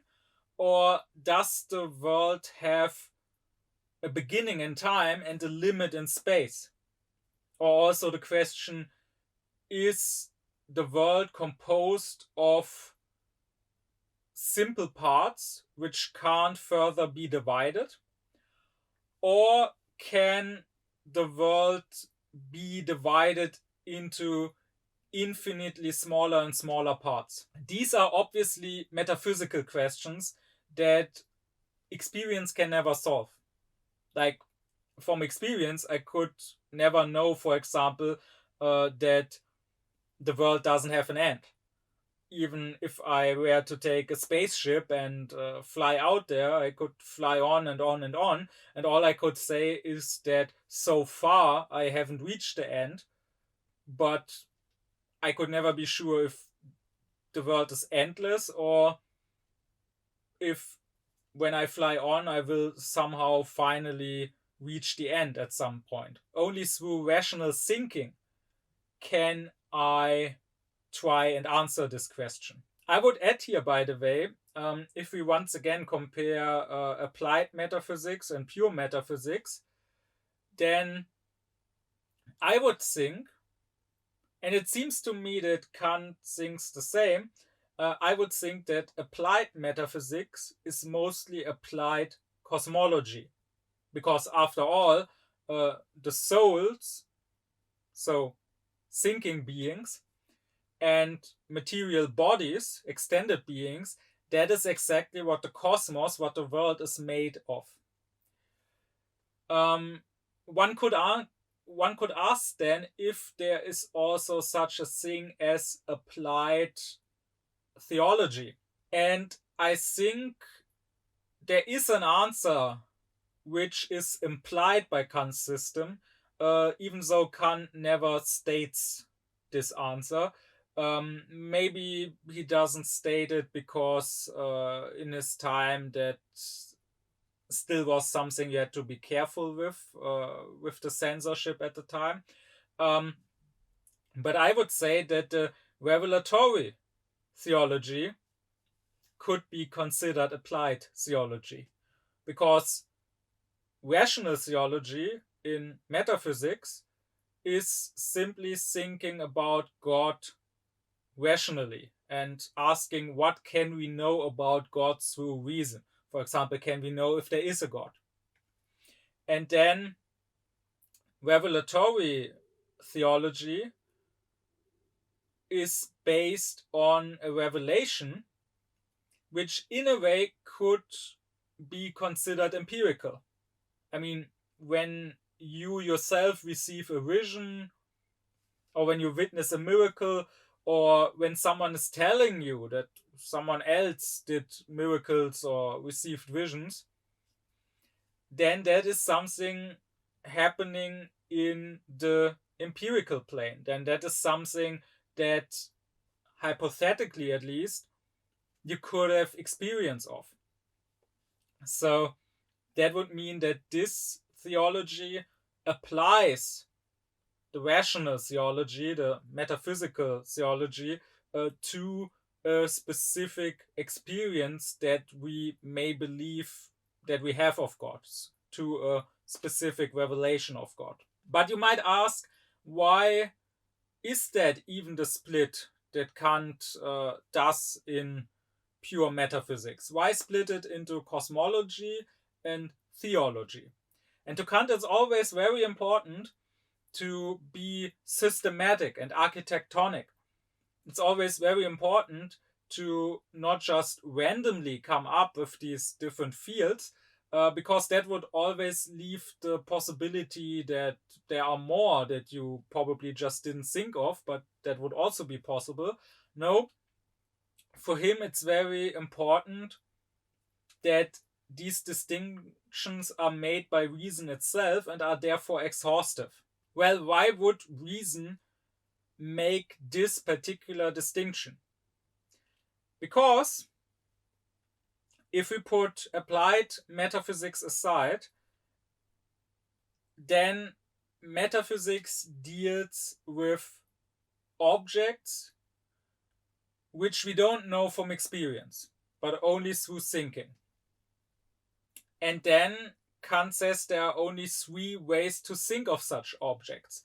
The first is distributively. That means thinking about a single object. Just an object in itself, not in any particular relation to other objects. And that is exactly what ontology is doing. And then the other two ways are ways of thinking about the composition of various objects, how objects are connected. And here you might remember what I already said in a previous lecture. To Kant, this can only mean either coordination, and the coordination of all objects all together is the world, or this can mean subordination. And if I think about how all objects in existence are subordinated to one another, then I will arrive at the idea of a highest object, which is above all else and from which all else is coming. this can better be understood through Kant's table of categories. I will only talk about this table of categories in a later lecture and explain what it is, what it means, how Kant found it. But even so, I still want to mention this. In the table of categories, Kant says there are only 3 types of relations. I mentioned this before. These 3 types are either the relation of a thing with itself or with its own attributes. That is the category of substance and accident. And from this category, you could arrive at the science of ontology.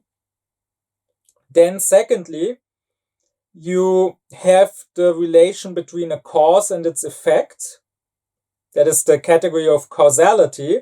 And that would lead you to rational theology as a science. The science of the highest cause, so to say. And then thirdly, you have the category of community.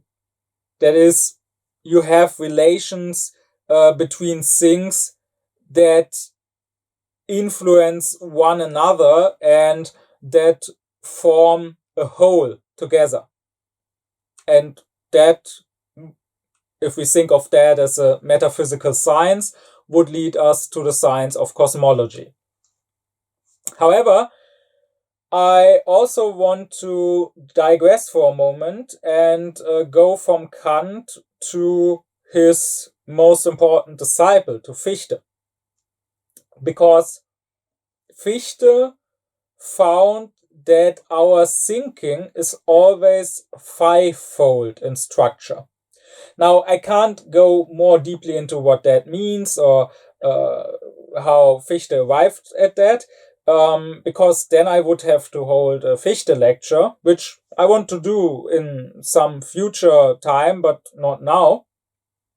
But for now, it's enough to say that all our thinking that is simply in the nature of reason must be fivefold in structure, Fichte says.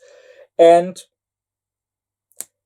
when he says fivefold, that doesn't mean that these 5 parts are all equal, are all the same, but rather Fichte says there's always one middle part connecting the others, and then there are 2 couples. And here, one couple always represents more of the outside, and one couple represents a more inner quality.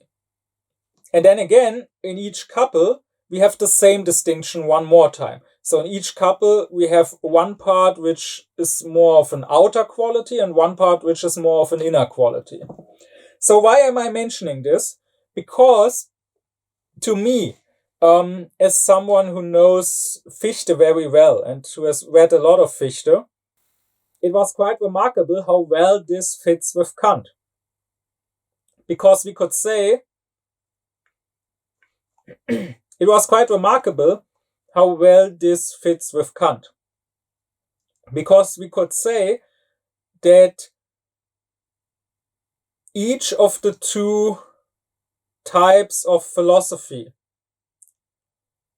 is composed according to this fivefoldness. So in practical philosophy, we would have the doctrine of happiness, which is the more outward side, and we would have the doctrine of duties, which is representing the more inward side of the practical. And then once again, the doctrine of happiness would be split into the economy dealing with individual happiness and the politics dealing with the happiness of the nation.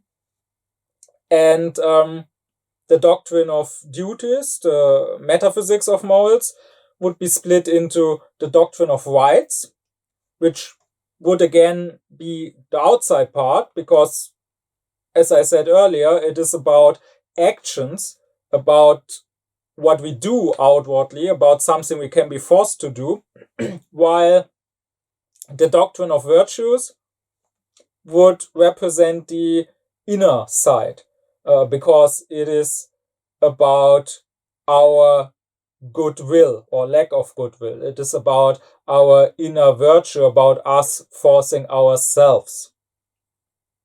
And then the fifth, which holds it all together, would be practical philosophy itself.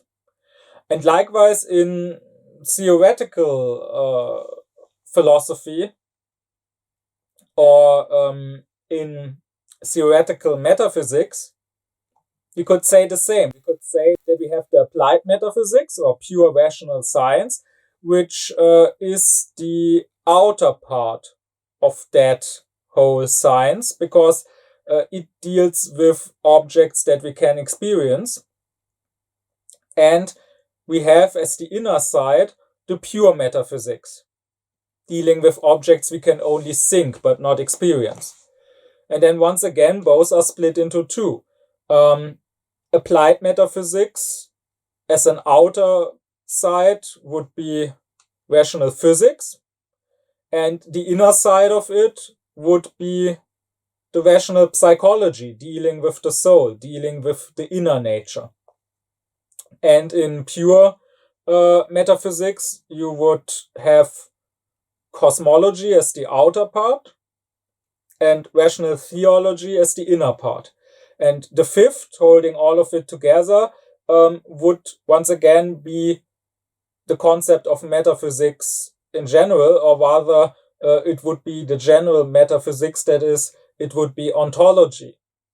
Because all things, no matter into which of these four other sciences they fall, no matter if it's soul or body or world or God, all things have to be thought of through the basic elements of our thinking, like the concept of being or of necessity or of possibility. And then you could also say that philosophy altogether is also structured according to this fivefoldness.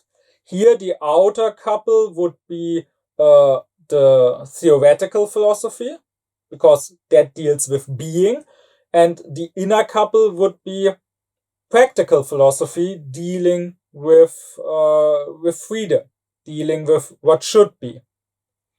And in both, you would have once again two sides, the outer being the applied, the empirical part, and the inner one being the pure, the rational part. And holding everything together in this case would, of course, be philosophy as a general concept. And maybe most of you, or maybe all of you, won't be able to make much of this or to understand it very well, because you don't know about Fichte and his idea of this fivefoldness.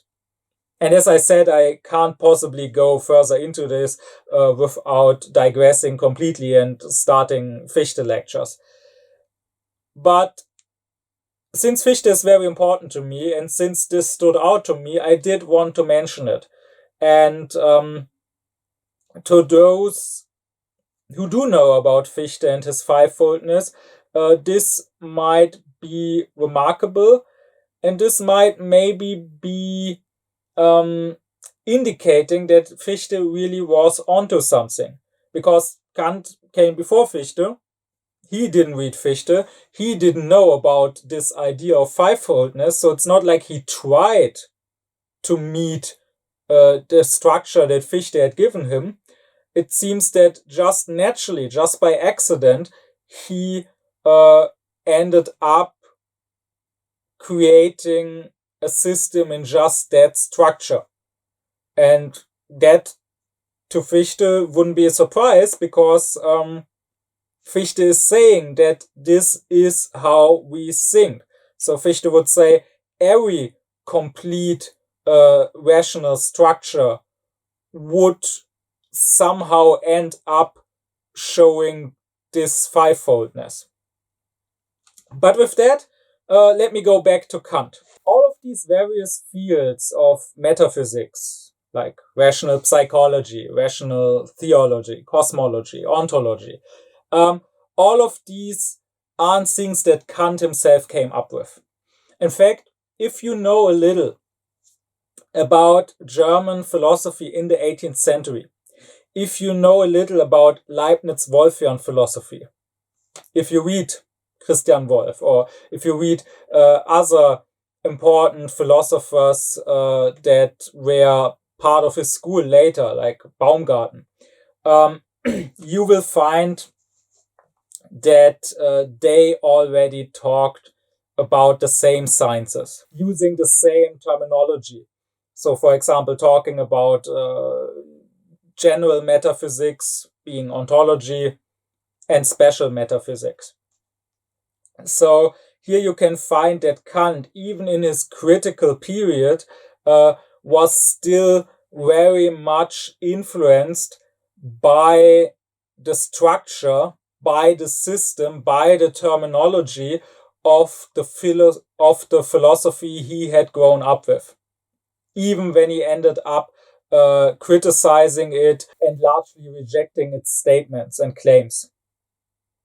And even if you just look one generation further, if you look at Fichte, for example, and then also at the others that come later, like Hegel, you will find much more independence from the old Leibniz-Wolffian terminologies and systems. What is, however, original about everything I said here in this lecture, so what does come from Kant, is not so much the content of what is metaphysics and which parts is metaphysics composed of, but it is the systematic structure of it all.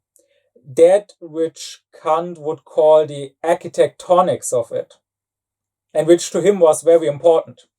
Because, for example, to Wolff, Wolff also said that in metaphysics you have rational psychology, you have cosmology, you have rational theology.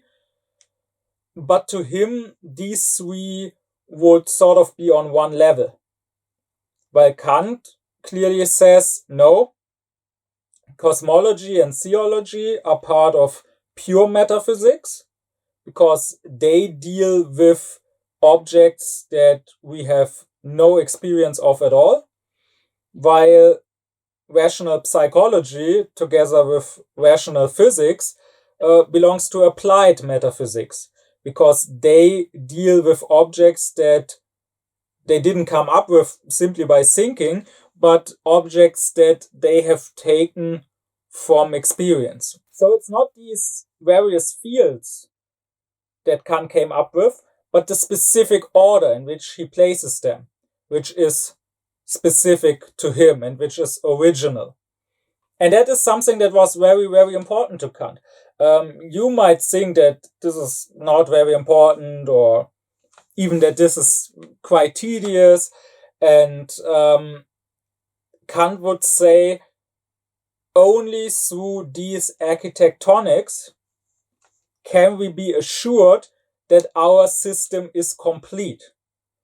Otherwise, there would always remain the possibility that there are more possible parts of metaphysics, more possible sciences one could come up with. What Kant tried is letting reason structure the whole system, letting reason find which places, which hypothetical sciences, because it always remains possible that a science like, for example, rational theology is just an idea, but must remain an empty science because we can't know anything about God through simply thinking rationally.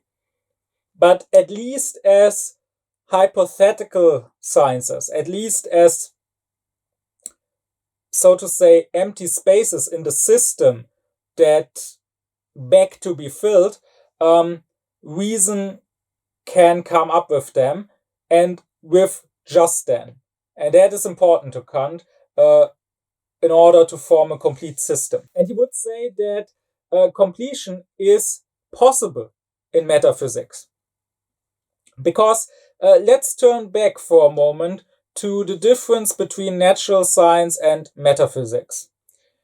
An important difference, Kant would say, is that natural science first starts with an object and has no concept of the object. So, for example, I discover a new physical phenomenon. I discover a new element. I discover a new species of animals. I discover a new planet. The object is there first, and now I try to form a concept of that object. Now I try to learn things about that object. While in metaphysics, Kant says, it is the opposite. I first have a concept of God, for example, or of freedom, and now I try to learn more about that concept. And one central question here is there even an object that this concept is referring to, or is it an empty concept? And Kant says metaphysics is a science that can be completed.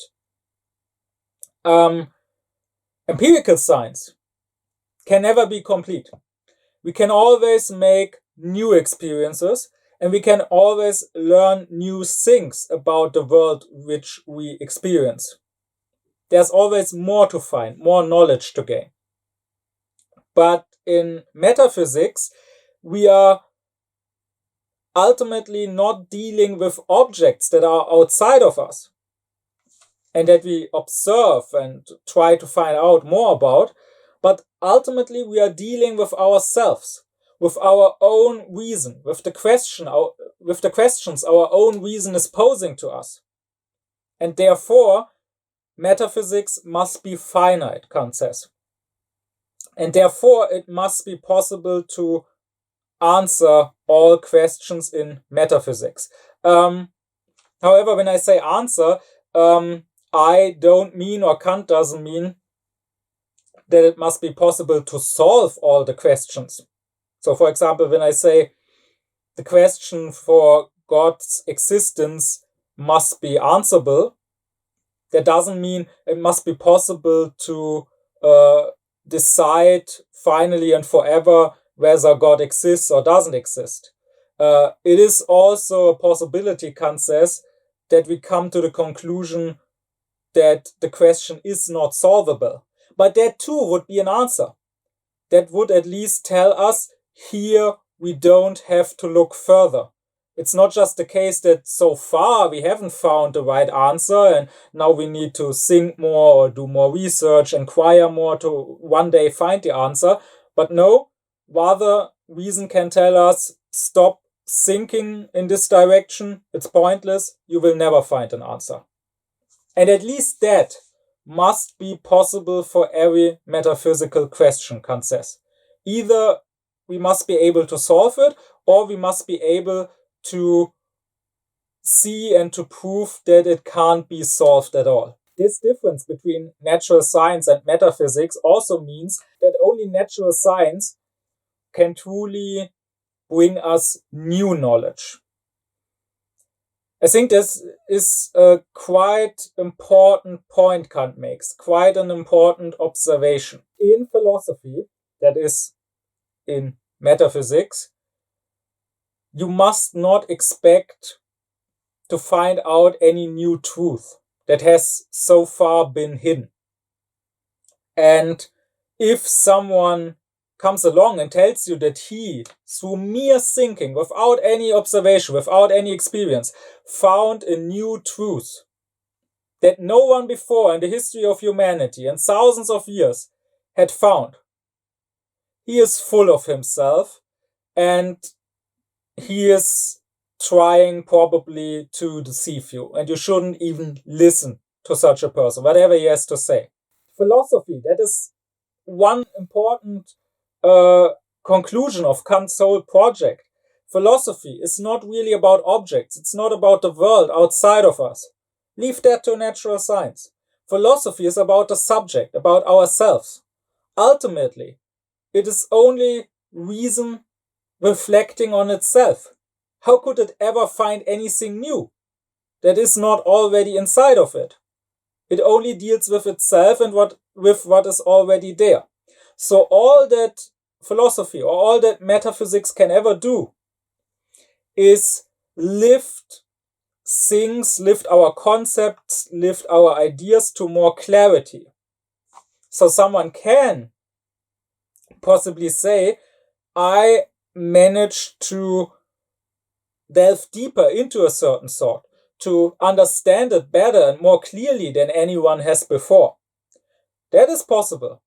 And thereby I can maybe bring something that so far people knew only unconsciously, only vaguely. I can maybe bring it to more clarity. I gave an example for that earlier when I talked about morality. Remember, we do have a vague idea of what is moral and what is not moral. No one can or should tell us a completely new moral law that is not already inside us, but the philosopher can bring more clarity into it. But don't let anyone ever tell you that through mere reason, through mere metaphysics, they arrived at a completely new truth that hasn't been known before, not even vaguely. But now the question remains, why deal with metaphysics at all? Kant says that the two metaphysics, the metaphysics of nature and the metaphysics of morals, are the two hinges on which philosophy hinges. But why? Why are they important? Many people nowadays would say they aren't. Metaphysics is just empty speculation. It's just a waste of time. I won't deal with that. And that's an opinion, that's an attitude that started even in Kant's day. In Germany, it wasn't yet as prominent back then. In other countries, namely in France and in England, it had already become more popular. People had already started disregarding metaphysics. But to this, Kant says everyone has his metaphysics. Even the materialist does. Even if you say there is no God and there is no immortal soul, that is still a metaphysical statement. So whether you like it or not, you do hold a metaphysical opinion. And that you shouldn't do. You shouldn't hold opinions in metaphysics. You should try to find truth. It is therefore not reasonable, Kant would say, to just completely discard metaphysics. But of course, it's also not reasonable to just simply do metaphysics and arrive at whatever conclusions and whatever opinions you like best. So simply because you want to keep existing, you end up telling yourself and seemingly proving that the soul is immortal. No, rather, and this is Kant's big philosophical project, rather, he says, we first need to criticize metaphysics, or rather, we need to criticize reason, because reason is that which we alone use to arrive at truth in metaphysics. We speculate through reason. So we must first criticize reason and understand how reason works and what reason can accomplish and what it can't accomplish, which truth it can possibly find and which it can't find. What is curious, Kant says, and this is what I will end on, what is curious is that metaphysics seem to be a basic need of humanity or of human reason, because he points out that it is older than natural science. One would assume that since the first thing we observe in the world, the first thing we perceive is the material world, is that which we can experience and not God, for example, one would assume that science would have started with that. But even before trying to do natural science and trying to better understand the nature directly around them, people were already thinking about and forming beliefs about God or about the soul and the afterlife. And this points, Kant says, at metaphysics being a basic human need of sorts. But why is that? Or in what way is it a basic human need?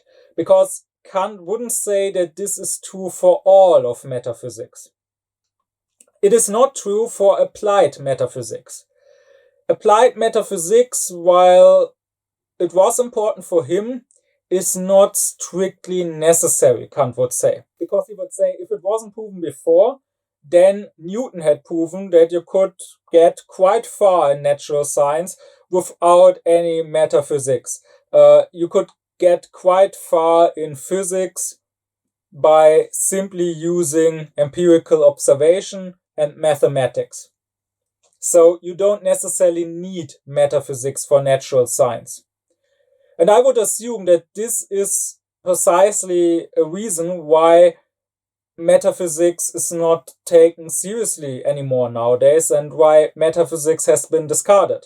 Because nowadays we do almost exclusively care about natural science. And then we are somewhat right to not pay much mind to metaphysics. What also doesn't seem to be a basic human need is ontology. As I said before, Kant compares it to grammar. And humans used language.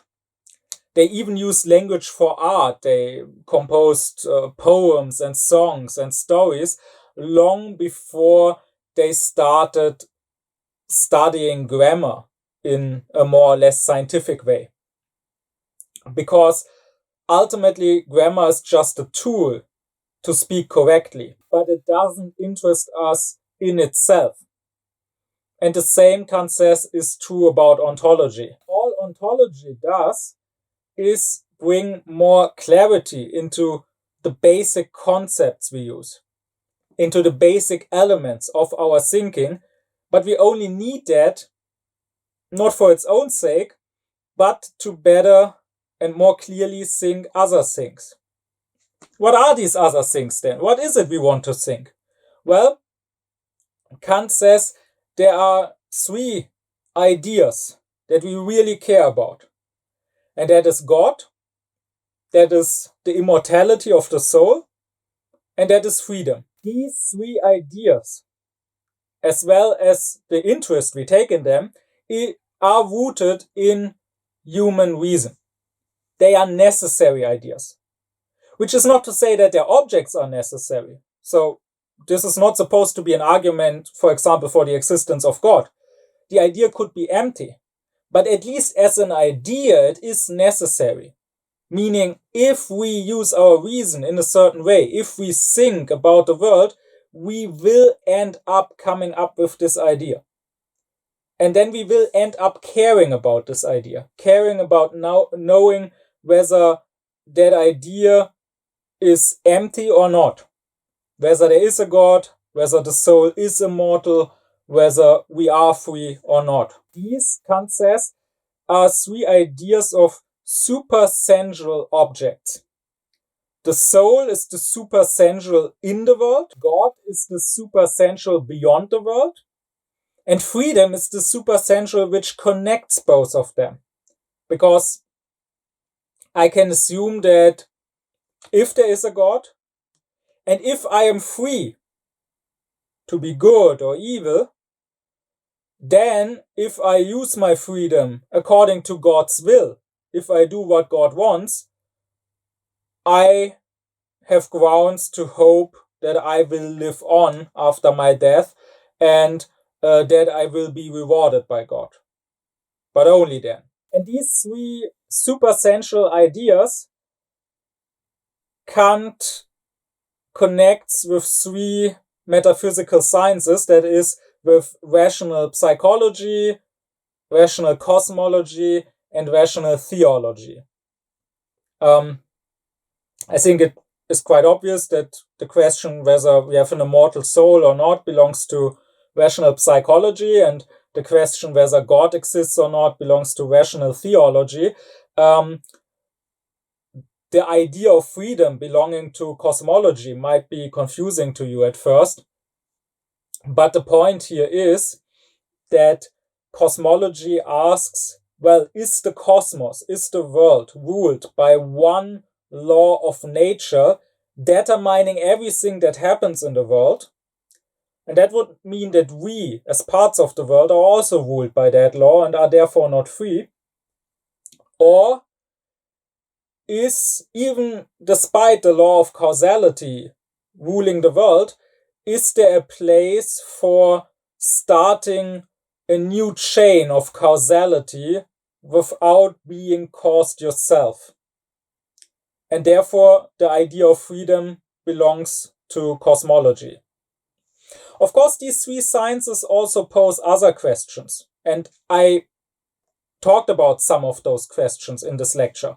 For example, cosmology also asks, does the world have an end, or does it go on forever? Or is the world composed of simple parts, or can it be divided forever and forever? Or psychology also poses the question, where was the soul, or what was the soul, or was there even a soul before I lived? But these questions, Kant says, are more speculative in the material sense. And they are more side questions that we ask out of curiosity, or that we ask because we hope that their answer will help us somehow in answering the main questions. But what we really care about is there a God? Are we free? Will our soul live on after death? And this we care about so much, Kant says, that we would throw all other science. The mathematician, the natural scientist would throw all of their knowledge away if we could have an answer and be sure that the answer is right on these three ideas. And that concludes my lectures on the school concept of philosophy, because that ultimately is what philosophy is to Kant as a science. It is the science that mainly deals with these three ideas. And since it deals with the three most important ideas to us, since it deals with the questions that are most dear to us, it has, at least in theory, the highest dignity of all the sciences and is the queen of all the sciences, Kant says. But I say in theory because the question is still open whether philosophy or whether metaphysics can deliver, whether it actually can tell us anything about these three ideas. But this is what, to Kant, makes up the core of philosophy. Philosophy in the more narrow sense, so if we exclude natural science, is metaphysics. And metaphysics in the narrow sense, or at least if we look at what truly matters to us in metaphysics and what probably prompted us to once millennia or centuries ago start with metaphysics at all, that is these three ideas of God, freedom, and immortality of the soul. And what Kant has to say about these three ideas, and before that, what he has to say about how we can do metaphysics and whether it is even possible to answer them or not, that I will talk about in future lectures, but not without first, and that I will come to in the next lecture, without first also having talked about the world concept of philosophy. My deep thanks be to my supporters: Kubilai Celik, Thomas Deuringer, Garnau Klaufen, Benjamin Lehning, Oblomov, Samet Özkilic, Christos Pay, Alexander Reuter, Elif Özün, Yasin Özün, as well as to all others who support me and my aufkläring course.